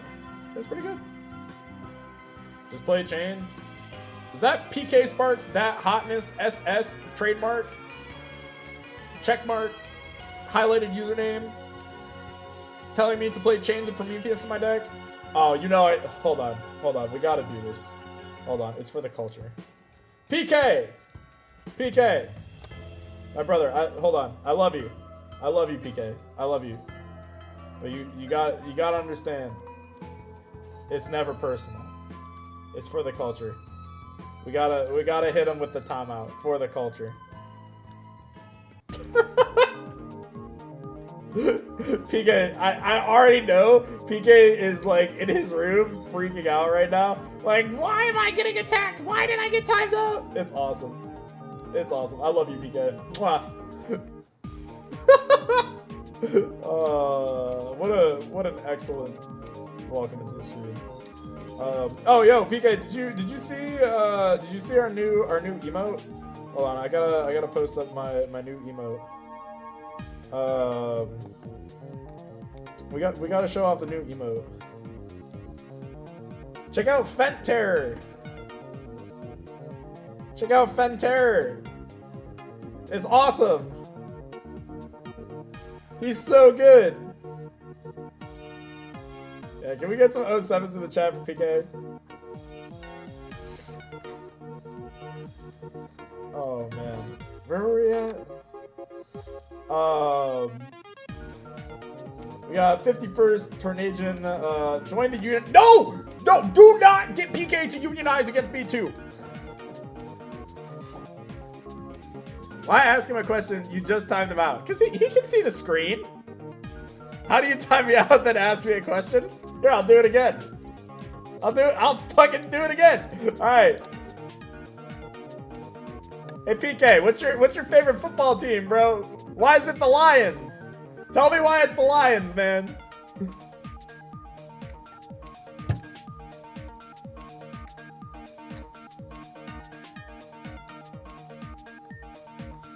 It's been happening all stream. Join the unions. Shut up, Sir Tractor. I'm putting you back in Tartarus. You go back into the hole. Fenter is actually peak. Fenter is my favorite new meme. I think the Supreme hat really ties it all together.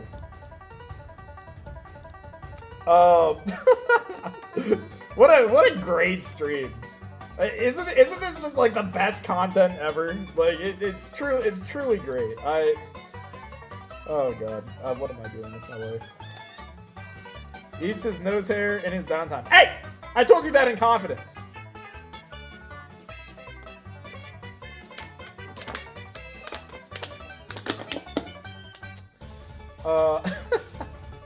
Bro, I fucking can't. I can't with this shit. Where are we at? 51st, Tornadian Solar. Did we already look at this? No, this one's on one Hurricane now. And then it also plays one Starlight. Needs more horse? Yeah, needs more horse. Oh, that's a huge jump. 5-2. So we went from 2-3 to 5-2 Tornadian Solar. This one's on 3 Apollo with only 2 Wingens. Celestlio. What the fuck? This is just solar.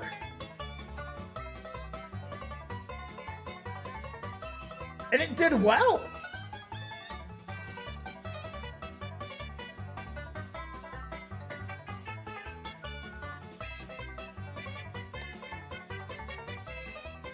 What the fuck? Somebody find this caster? Who the hell was this? This is Viper? Yo, Viper's the go. This is just straight up solar. Like there is no goo here. This is just solar.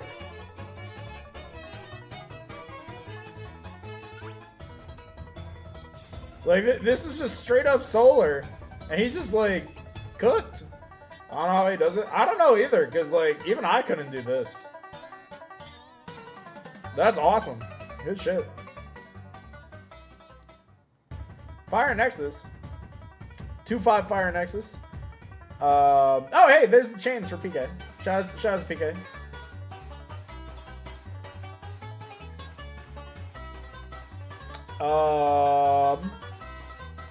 Oh, there's a Blazers in this too?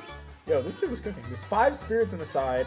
All of them are redundant colors again. Oh, I'm sorry. There's 7 spirits in the side, and only 5 of them are redundant colors. Neat. It's playing Nog. This might be a little bit cards on Turbo. Oh, no, they have Hurricane. Well, shout out to them for playing it out nonetheless. Another play out 2-5 Fire Nexus. Okay, I see you guys. This one's just, I think this is a Viper net deck, because they're playing the Krakatugas. I think this is almost card for card Viper's list from the previous stream, or from the previous tournament, and this one went 2-5. So very unfortunate.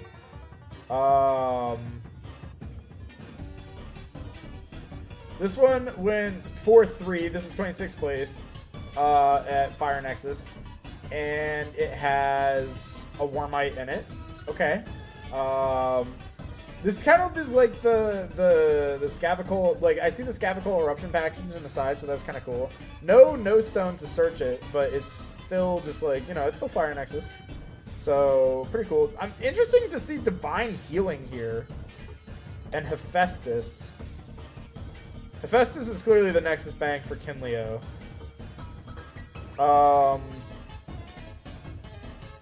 I really am curious why Divine Healing is here. Because this card is bad.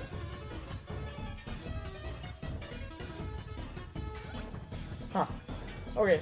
More Frost. Ah! We got more Frost. Oh, hey, more chains for PK! Yo, PK spawned the chains into people's deck lists. That's crazy. Was this like a thing that happened on stream a lot or something? Is that iWooly in the side? This is a chef. Oh my god. iWooly in the side, 2 Cryo Scorches. Shouts to PK, go Cryo Scorch. No bunnies. It did remember to put the Boreas in the main, but only 1 Terror in the main. So maybe not the best. They did pre-board their spirits, which is cool. They're on 3 spec in the side. The iWooly is just awesome. Like, I don't even know what to say about that. We got 2, 4, 6, 9 real back row plus a couple fake back row, sure. But no Lava Limb, very true. I'm going to assume that Lobolith is a cards I own moment. I assume that that's cards I own. But we can never be sure. Here's a 3-3 more Frost with some Narpoons, 2 Morliths, 2 Terrors, 2 Boreas. This is playing 11 real counter runes and 1 fake counter rune. Okay. Or, I'm sorry, 12 real counter runes and 1 fake counter rune. It is playing Keon, which I'm not really a fan of. But good cards. I mean, good cards made it into the deck. That's good. We see 3 Galaxy on the side. Sure, some Catarans, Blizzards. Not the biggest fan of Blizzard. 3 Crowd Blast, another Aurora Borealis, and some Divine Blessings. This is fine. I think Morphrost is just kind of like a fun deck. I don't think it's like destined for greatness. So 3-3 seems acceptable. 3-4 Morphrost is 36th. Another very similar. These all seem to follow the Josh game plan. Keon in this deck is correct. I still don't like it. No. Fuck you. I don't like this card. It's just not good. Like, even if it's correct, I just don't think it's a good card. So if it's correct in this deck, that just means this deck is bad. Let's see, 11.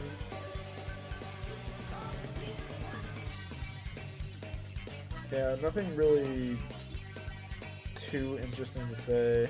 SMH, love you, Josh. Kiss, kiss. Here's a Pentair with Lunar Aggro. Okay, so we got Aggro Pent. Sure. Cool. This is 9 real counter runes, which is unfortunately not a lot. But I do like seeing the combination of the Pentair stuff and the Nobby line. The Werepup stuff might be a bridge too far. Excuse me. Not really sure.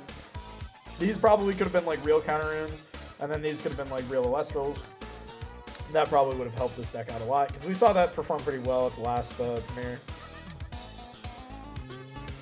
It helps you play around Gorgon's Gaze. Shut up. 4-3 Pentair. Just for that, Nathan, I'm timing out Josh. Just for that, I'm timing out Josh. Josh is dead now, and his blood is on your hands. We have a 4-3 Pentair. Okay, pretty good. Football, sure. Like the 3 footballs. Rock and a Hard Place is interesting. There is Curvus in the side. I do see the Galaxers. Galaxer is pretty good. Unfortunately, they just weren't able to push it too much further than this. But let's see. It's probably, again, because they're only playing 9 counter runes. I'm sure at some point, or like at some point, they just like had a game where they needed counter runes. They just did not have it. So that would be my assessment here, is they just had games where they just didn't have any counterplay. So Rock and a Hard Place maybe just wasn't the right call. Everything else seems pretty solid though. When do you know when to drop? If I'm trying to get good, one of the games is going to be too subpar practice to be worth your time. So me personally, I would like, if you are newer to the game and you just want to like play and like get better, I would just play out the whole tournament. Like that's the advice I would always give, is just play out the whole tournament, because there is value in playing against jank, because like part of getting good is like learning how to understand when your opponent is not good at the game, if that makes sense. Like understanding when your opponent is just like playing cards just to play them versus like playing cards with intent is really big. Also, sometimes like you encounter stuff that you wouldn't always see in like a meta context at like lower tables, and being prepared to play against those cards is still important. Like you still need to know what your outs are, right? But all games are good practice, and playing as much as possible is always a good thing. So I would say just play it all out. As for like if you want to get prizing, Anything below X2 is definitely not getting prizing. As for if you want to make top 8 specifically, you can make top 8 if you're X2, but you have to take your losses late. You can't take them early. Early losses are always a bad thing. You never want to lose early in a tournament run.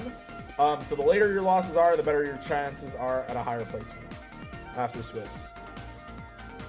Got my new phone so I can finally watch the stream. Hey, welcome in, Titan Killer. Congrats on the new phone.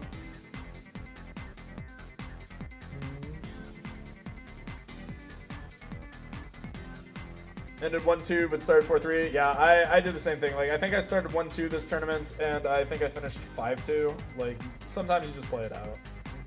I would always just play it out and just see where it goes. You know, the X3 bracket is when, you know, you're officially out of the tournament. Like, there's no chance for you. But I would still play out, like, if you're just looking to jam games. Because tournaments are where you see what other people have considered were good enough to bring into a tournament.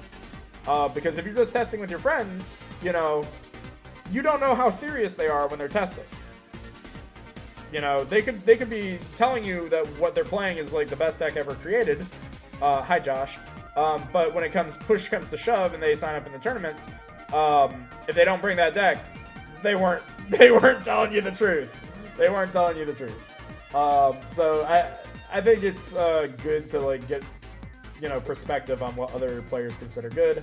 And, you know, you can always say, like, okay, I'm in the X3 bracket. If my opponent is doing X, Y, or Z in this bracket, you know, why are these things that they're doing down here with me?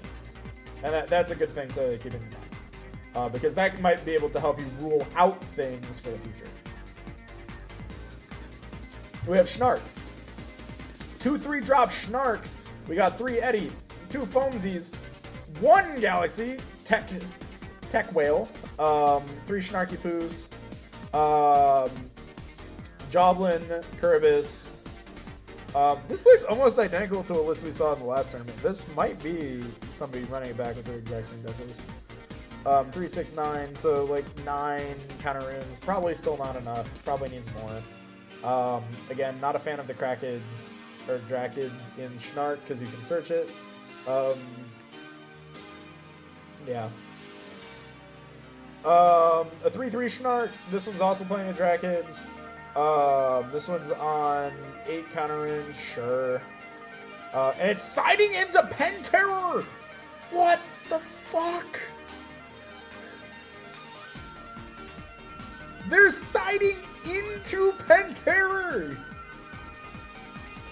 That's a gamer.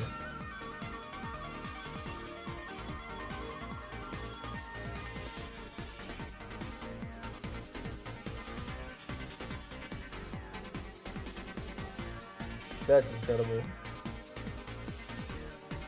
No further comments. They're awesome. I love this. We found the stash of Fent. They took our Fent. It's all here. It's in his side deck. Get him, boys. One-offs. And it's a picture of Zephrog. That's incredible. 03 Lunarphage featuring Schnark. Oh my god. This hurts to look at. Please, Daniel Adrive, if you are listening, please, for the love of God, commission lunar cards whose artwork do not include the colors purple, violet, magenta, or blue. Please! Please! I don't know what any of these cards are. They all look the same, dog. They're so hard to tell what they are. Except for Voltus, because it's not any of the other cards. Not begging. Shouts to Voltus. I'm gonna skip this one because I don't even know what's in their deck.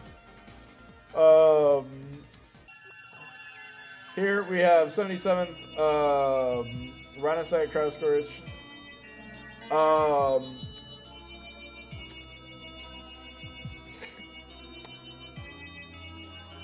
Hypnosum, what the fuck? Yeah, I don't know. The Voldusk stuff is in the sideboard.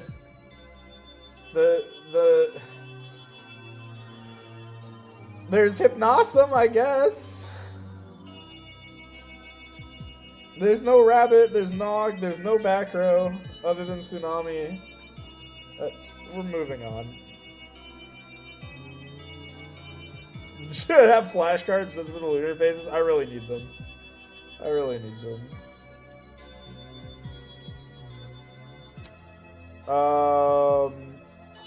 Yeah, I mean, this is Rhinosect. I think we've established like the issues with Rhinosect before. The problem with Rhinosect is you can just cast off and they lose the Rhino and then they explode.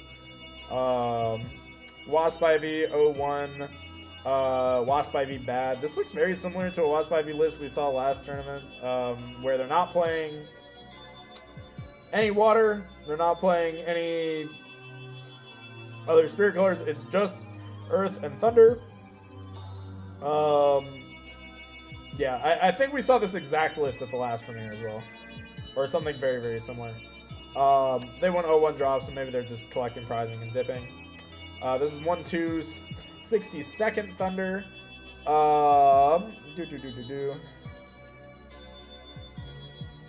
Idea was potential smokescreen, but I actually used it to replace Navi in matchups that it was mid. I see. I'm still not a fan of smokescreening though. Like, I think that was the only comment that I had if I made a comment on that. I think that smokescreening is just like a bad strategy in general.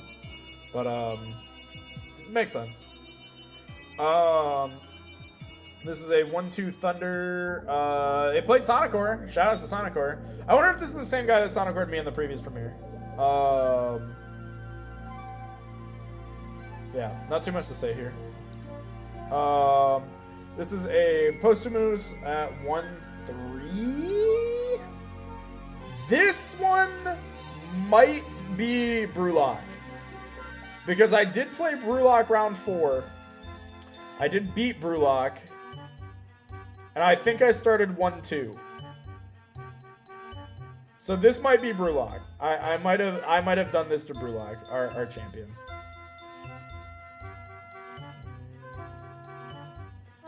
When someone smoke screens into Tenpai, if you smoke screen into Tenpai against me in Dallas, I would respect you. 2-2 Burn. Ooh, this is the first time we've seen a Boltuga in like forever. So we got Boltuga with Toxion, Toxic Swarm, Eruption. Unfortunately, Burn just isn't that good of a strategy because it just doesn't really do too much. It just burns. This all it does. But it won a couple games, so shout out to Burn. 2-3 in Fornax. Got 53rd. It played a couple in Fornaxes. It played some wind guys. It played some good guys. Wind bad, usually. Wind usually pretty bad. Like this type of wind with like Aeolus and like these guys, not great. Not great. That's me. Wait, which one's you? Huda, which one's you? Run Burn. I know it's bad. That's fair. That's fair. Yeah, not too much to say. It's just Burn. Like, Burn is Burn. And Fornax Max, yeah. And Fornax, my goat. I'm curious why they were playing Divine Healing. I don't know what it does. Why do people play this card? I think people look at this card like it's Ambrosia, but like it's not. I don't know. This guy's weird. Not too much to say there. 3-4 Chronodile. Oh my god! There are 6 counter runes in this deck. This has to be cards I own Turbo, right? They are side decking 3 rabbits.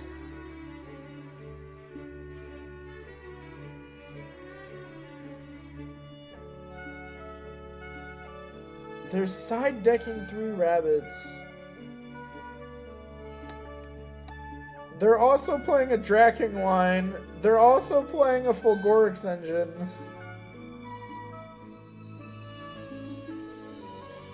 They're also playing. What is that? Is that Oysterus? This list was like scientifically engineered to hurt me.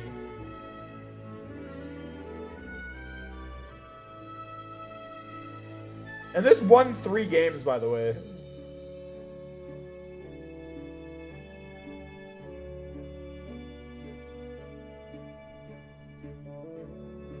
Truly incredible. Shout outs to them, frankly. Like that. I mean, this is just awesome. This list is awful. Like for on like fundamental levels, because it's playing like, how many is this? 26 Elestrals. But let's count how many of these are like real Elestrals. 2, 6, or 2, 5, 8, 11.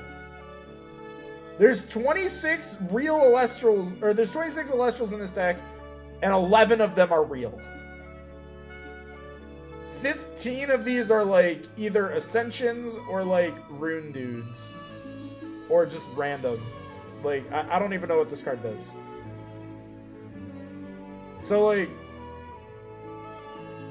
it's really impressive. I hats off to this caster. But also, what the fuck? Why are the rabbits on the side? Why do you hurt me? Why do you did this deliberately to hurt me? And I hate you.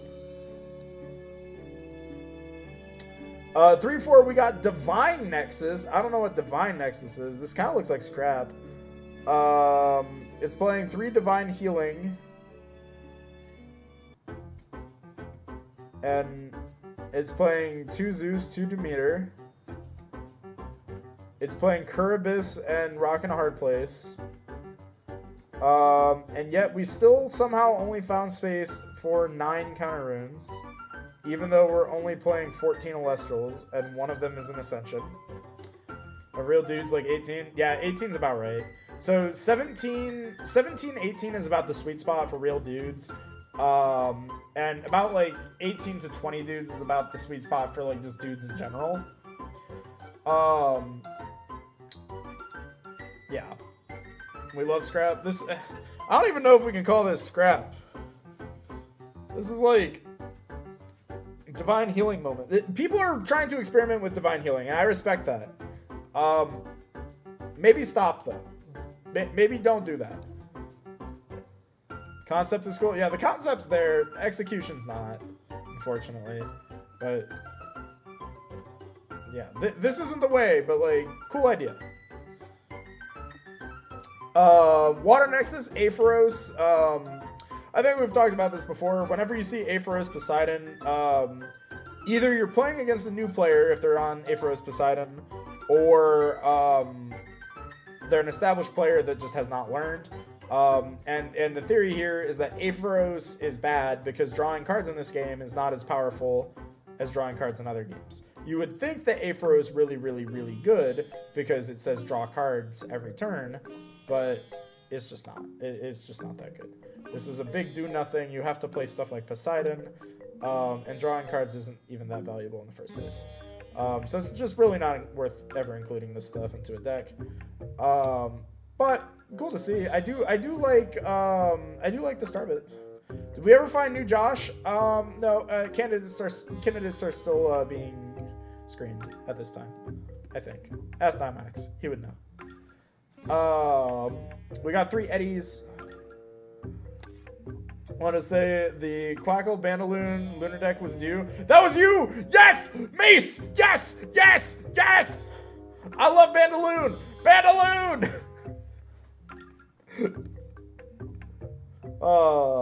I love that deck. That deck was awesome. Shout outs to you for playing Bandaloon. 4-3 heal control. This is, I mean, it's heal. What the fuck is this music, bro?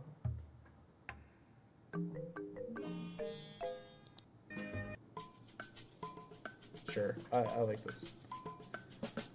I should have been new Josh. Dimax took half my points. Well, you did choose to phone a friend, and we did warn you of what would happen. You did it to yourself. Bandaloon did work. I'm saying! No one will listen to me! Bandaloon is the GOAT! Thank you for proving that Bandaloon is the best card ever printed.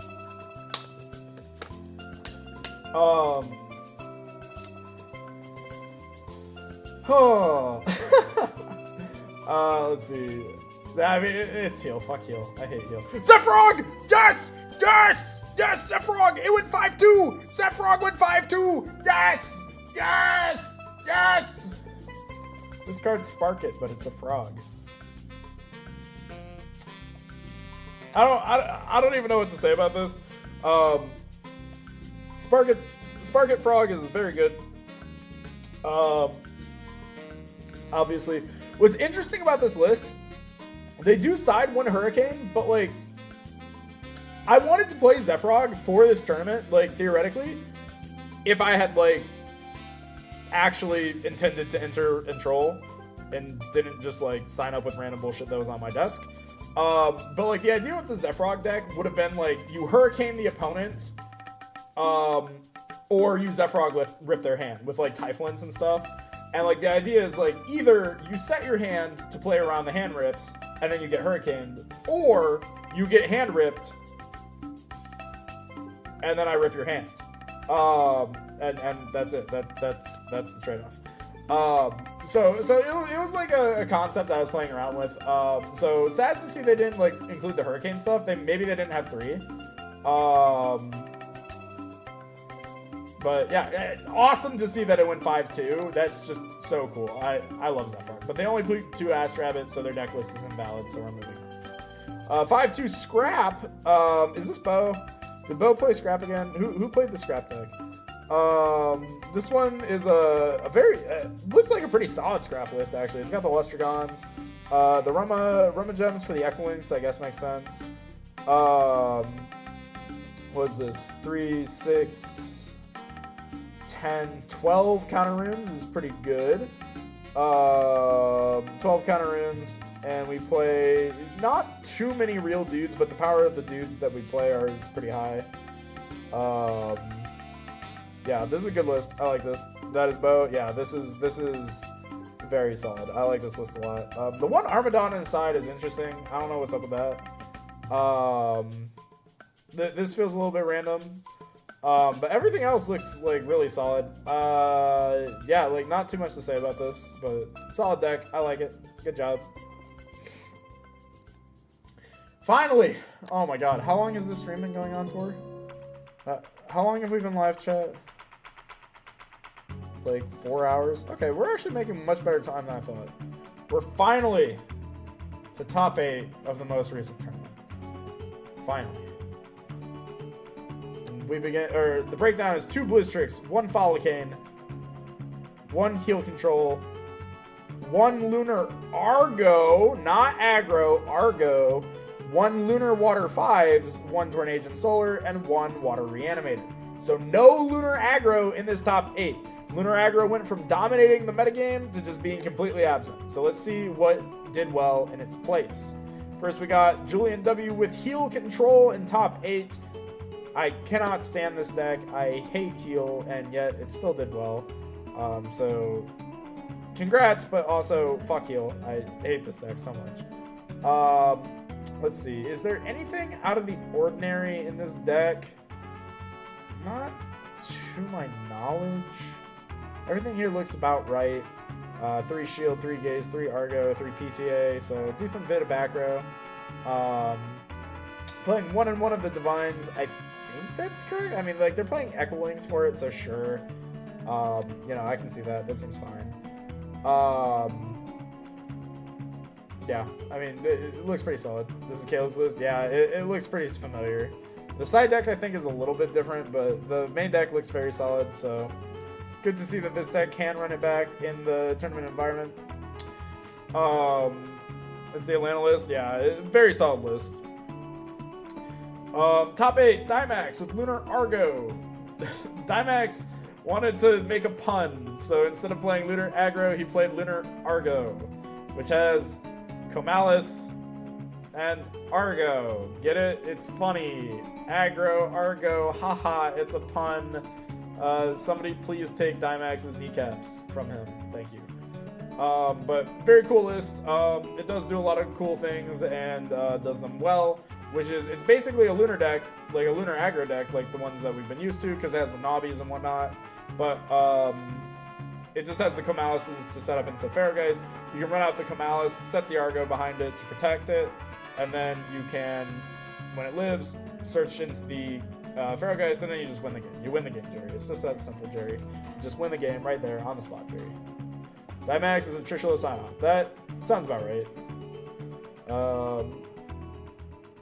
Or am I a Dynamax Psyop? Think about it. What's interesting is that he didn't run Hurricane anywhere, but I get it. But he did do the thing that I was always preaching, and fuck you, Josh, for telling me I was wrong, is 3 Jolton with the 1 Olympus, 1 Temple. This always feels good, because this card, like, sometimes you want to boost up your Lunar dudes, but usually you just want to make Jolton a 5. So playing 1/1 feels good. So I like that a lot. The Boombats are weird. I really don't know why everybody's been on Boombat again recently. I don't know what the Boombat is there to hit. But shout out to Boombat, I guess.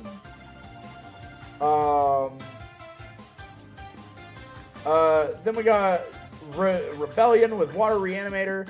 Water Reanimator did very, very well this tournament, which is crazy because this deck never does well. So that's awesome to see that they piloted and did so well with it. So huge shout outs to them. That takes a lot of work. It looks like they played fewer of the healers and more just like good stuff water cards with some of the big payoffs, which makes sense. They played more back row than this deck is accustomed to playing. Well, I guess they played about the same number. They played about 8 with Hurricane, so it seems good. But the big change here is that they're not playing Rise from the Ashes, they're just playing Rise from the Depths, which frankly I feel is correct. I feel like that makes sense.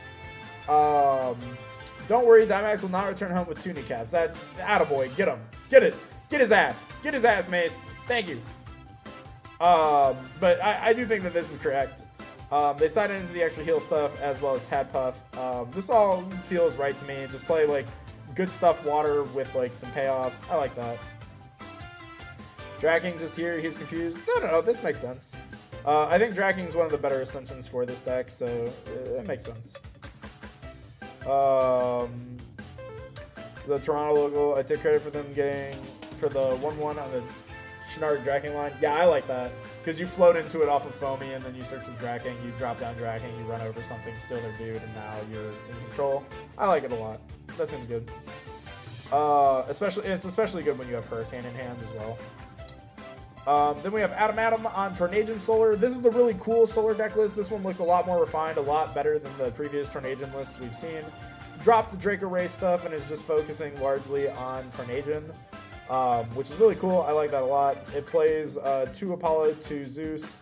Love to see that. There's 10 counter runes as well. So, I'm sorry, there's 11 actually. 11 counter runes, so we have a good balance. We do have removal spells as well. With the Hurricane and Cryoblasts being split between man and side. Love that. This is where the 1 Owloon Psyop is. Maybe it was just Adam Adams' list that I remember seeing. You gotta explain this 1 Owloon for 2 spec thing, because, like, what if we eat shield? Are we just, like, saying that Spectres is just, like, not worth more than 1? Like, I feel like the only thing I would really want to change here is just find, like, 1 more space for, like, another Owloon. But the deck list does look really tight, so I'm not really sure where we'd slot it in at. Maybe just in the main over a Solar. Throw it off Calfmel. Okay, but like, what if you don't have the Calfmel? What if you want to play like Spectres, and you need to out like a Galaxy, and you go attack and they shield you, and now you have to play a Calfmel, and then you have to pass, and then they develop another dude, and then now they have 3 dudes before you can play the Spectres again. I think what I would do is I'd just switch one of these Solars to a Lunar, because you can heal it back with Calfmel.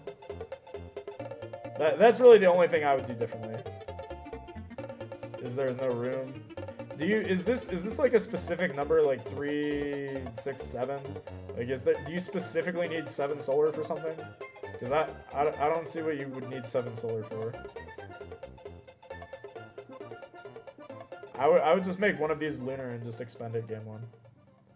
I think that's really the only thing different that I would do. Otherwise, this list looks really good. Yeah, that's the only thing that I would do differently.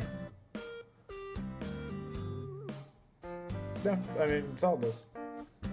JJ, shouts to JJ. Can maybe get away with 2 wins. Oh yeah, maybe. Have to pull off with no Draco Ray probably. Yeah, but you have the calf mouse. That's what I'm saying. Is like the calf mount can just heal it. Like I don't know what the 7. It's like it's the 7th Luminape that gets you, right? Like, because like Lumaru can be lunar. Like we can just run it out as lunar. Like that doesn't matter. I think you could make it work. I don't think 7 is specifically necessary in this deck. Yeah, that's what I'm gonna go with. I'm gonna go with that. So top 4 is JJ, Lunar 5s. JJ still, I think this is the exact same Lunar list that he ran it back with last time. I love JJ.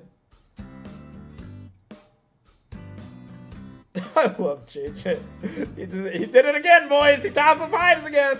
He's unstoppable. It's JJ. JJ played 5s again. Oh my god. I love him so much. Never change JJ. Shout out to top 4, Josh. I don't know if this is like widely public knowledge yet, but and Josh, correct me if this is wrong, but I think Josh did not play out his top 4. I think he just like dropped like in Top Cut because he had to go, which is so funny. I love you, Josh. Never change, dog. But he played Blizz. He wanted to play Blizz, and he played the Polar Acnes. So this was the list that was passed around. I was gonna queue this as well, but I didn't have time to build it. Like I wanted to either play this or the Zephyrock deck, and like I just didn't have time to build it, so I just queued with what was on my desk. But this deck was really cool. I'm kind of sad that I didn't get a chance to play it, because this is the first time we found space for Rabbit in Blistrix and like felt comfortable. And the big thing here that you can see is that this deck does not play Ambrosia. There is no Ambrosia in this deck anywhere. Not in the main, not on the side. It does play Catarant, so it can heal. And I've long like kind of said that like Catarant is just the better healer in Blistrix anyway, because you can just search it off Narpun if you need it. But this deck's just really solid. Having the rabbits there to just dig for the Rise, which is like the card that wins you the game, is really good. Also to give you more starters in the deck, because the big problem that Blizz always has is just a lack of starters. So it's like, what's this? 3, 6, 9, 9 good starters. 12 if you count Snowlet as a starter, and technically 15 if you count Morlith, but like you have to draw Morlith plus like Lycan, like to make this work. So like this gives the deck way more starters and like way better hands on average. So now you're only just like hoping to draw a back row, as opposed to like, God, I hope I draw like my 1 of 9 back row and like 1 of 6 starters, otherwise I have to hard mull. So it fixes a lot of problems with the deck. So very, very solid list. Shout out to Josh. Love Josh. Kiss, kiss, Josh. I hate you.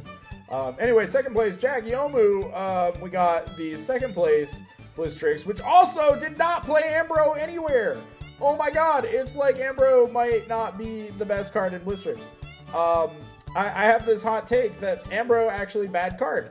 And the only reason we're playing Ambro and everything else is that the other decks just simply have the space. Like it's comfy right now to just play Ambro because you can, because Elestrals isn't super power creeped yet.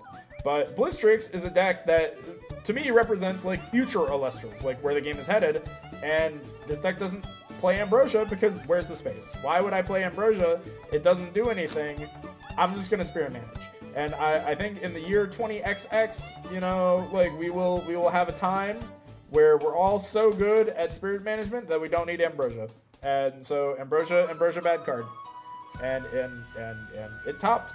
And this is, I think, the first time that we've seen decks, not only one deck, but 2 decks that were not playing Ambrosia anywhere in their list make top cut in a premier event. So huge step forward for Elestrals. So cool to see. Very cool to see.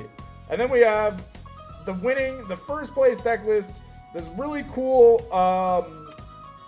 change position win deck. And this deck is cool for a lot of reasons in my mind, because I feel like this is actually like a kind of a good meta call. Like all these like change positions dudes, they seem pretty decent into like stuff like Lunar Aggro. They seem good into stuff like Blitztrix as well, because Eddie and Sarlet plus a Zeus all beat Blitztrix. Like these cards are all, that's just a 2-card combo that beats Blizz. Boombat kills Blizz. So very solid meta call. I like it a lot. The Follicanes, I don't really understand the Follicanes, frankly. I feel like this didn't need to be here, but I guess it's more copies of Hurricane, so sure, why not? It's a cool card. It's good. I think the craziest thing, and Soren, since you're in chat, why the hell is there Draco Doodle in the side? The Cockatoodles I understand. I understand the Cockatoodles. Why the fuck is there Draco Doodle? This is the one I don't understand. Galaxy Zeus also beats Blizz. No, right? Because Blizz has 6 defense. Oh, I guess you crash with it. Okay, it beats Blizz, but it's a really shitty way to beat. Better Hurricanes. Okay, Draco Doodle is not a Hurricane. What is Draco Doodle here for?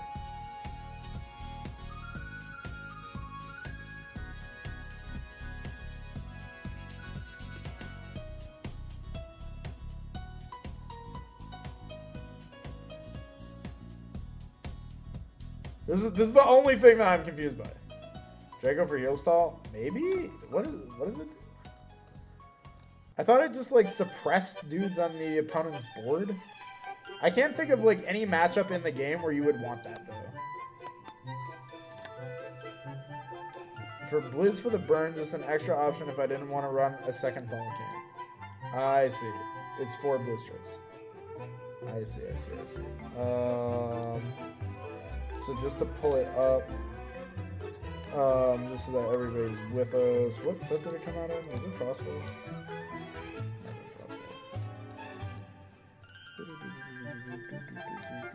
Yeah, it was Frostfall. So, we got Draco Doodle. You expend win in order to suppress every Celestial on the opponent's field. When Draco Doodle destroys an opponent's suppressed Celestial in battle, they must expend 3. So, I guess, sure.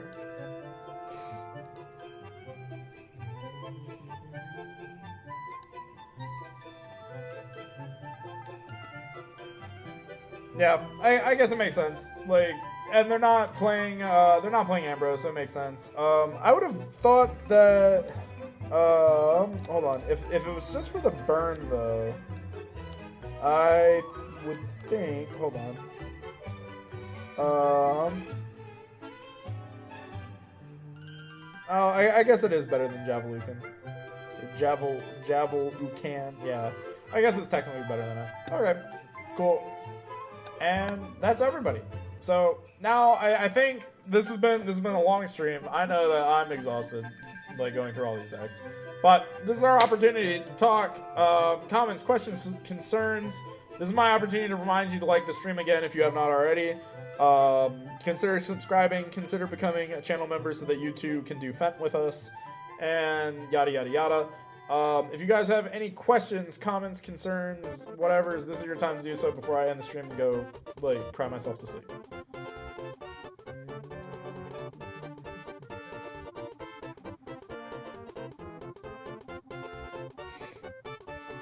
Is Blizz the best deck? I'll use the Josh answer. Blitztrix is the best deck that will never win a tournament. Why is my message still pinned?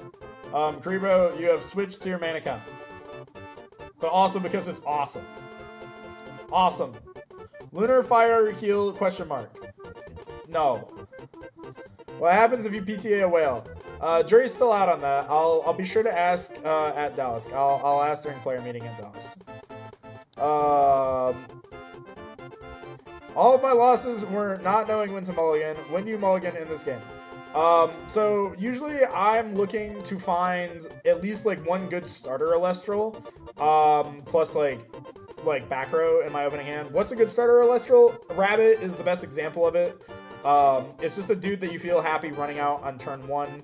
Usually it's a card that gets you like a +1, because like running out a Spectrus on turn 1 doesn't feel great, right? Like, why would I run out of Spectrus on turn 1 when I can just expend to draw? So usually you want something that gets you a +1. So like Narpoon is a good starter. Let me look at the Josh list. Like, Narpoon is a good starter. Rabbit's a good starter. Lycan's a decent starter Elestral because it gets you 2 other Elestrals from your deck.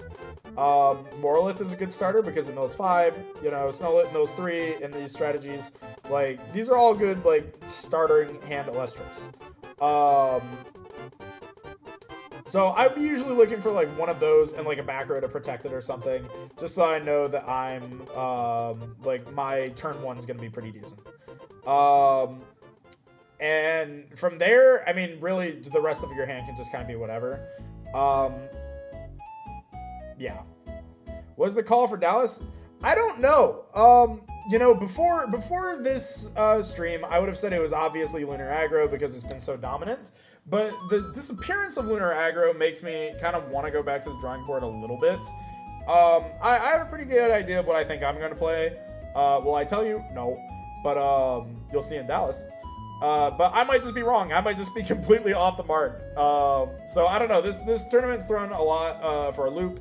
But I think that the metagame has been pretty well established. We know that Blistrix is a really strong strategy. We know that Lunar Aggro is a very consistent strategy.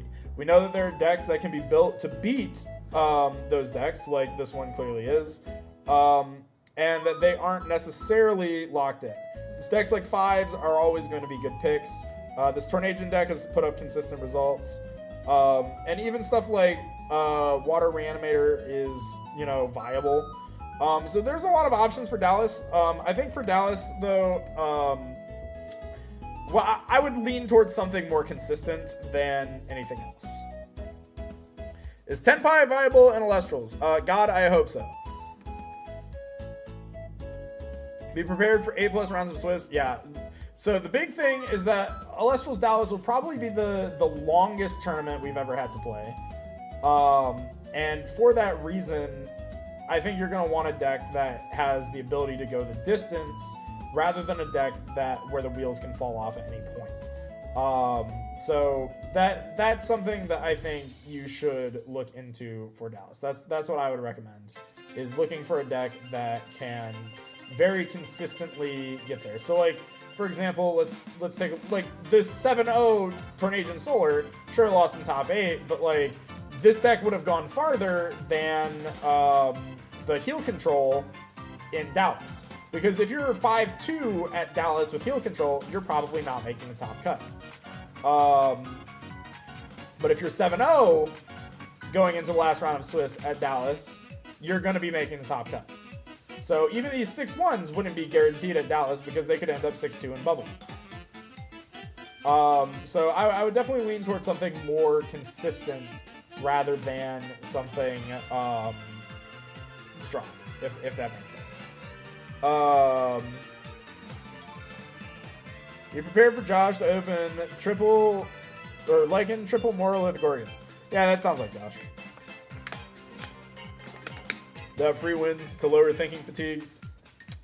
I think that there's like an argument to that, but I don't think there are that many free wins in Elestrals. I really don't think that there are that many free wins in this game, unfortunately, because you can kind of always grind out with your opponent because you can just play a card and trade back and forth. So there's a lot to consider.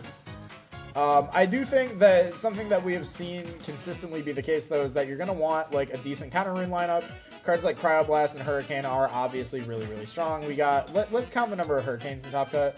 It's in first, it's in second, it's not in third, it is in fourth, it is in the side of fifth, it's in the main of sixth, it's not in seventh, and it is in the side of 8th.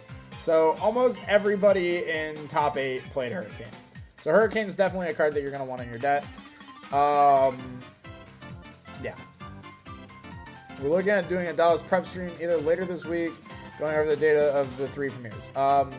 By we, he means him. I will not be here to do that. I'm not going to be a part of that. Do we know if Dallas is top 8 or top 16? I believe it's top 16 cut, top 32 prizing. I want to say.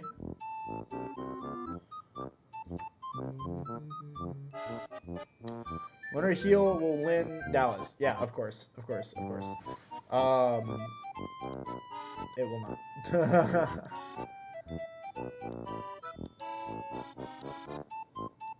Do like top 32, make day 2, then 3 more rounds of Swiss, then we have top cut. That's...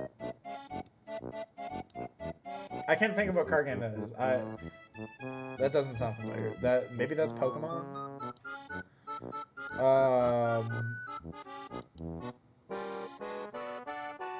Fives will win Dallas, and we will make a drive say the number 5. That is the goal, always. I mean, that's always our goal. But anyway, I am hungry. I want to go cook dinner. So I'm going to get out of here. Thank you guys all for joining me. This has been a lot of fun. And thank you for not letting Law steal my kneecaps. And also, at Law, I told you I could do this in 4 hours. So, tee-hee, haha, I did it. Haha. All right.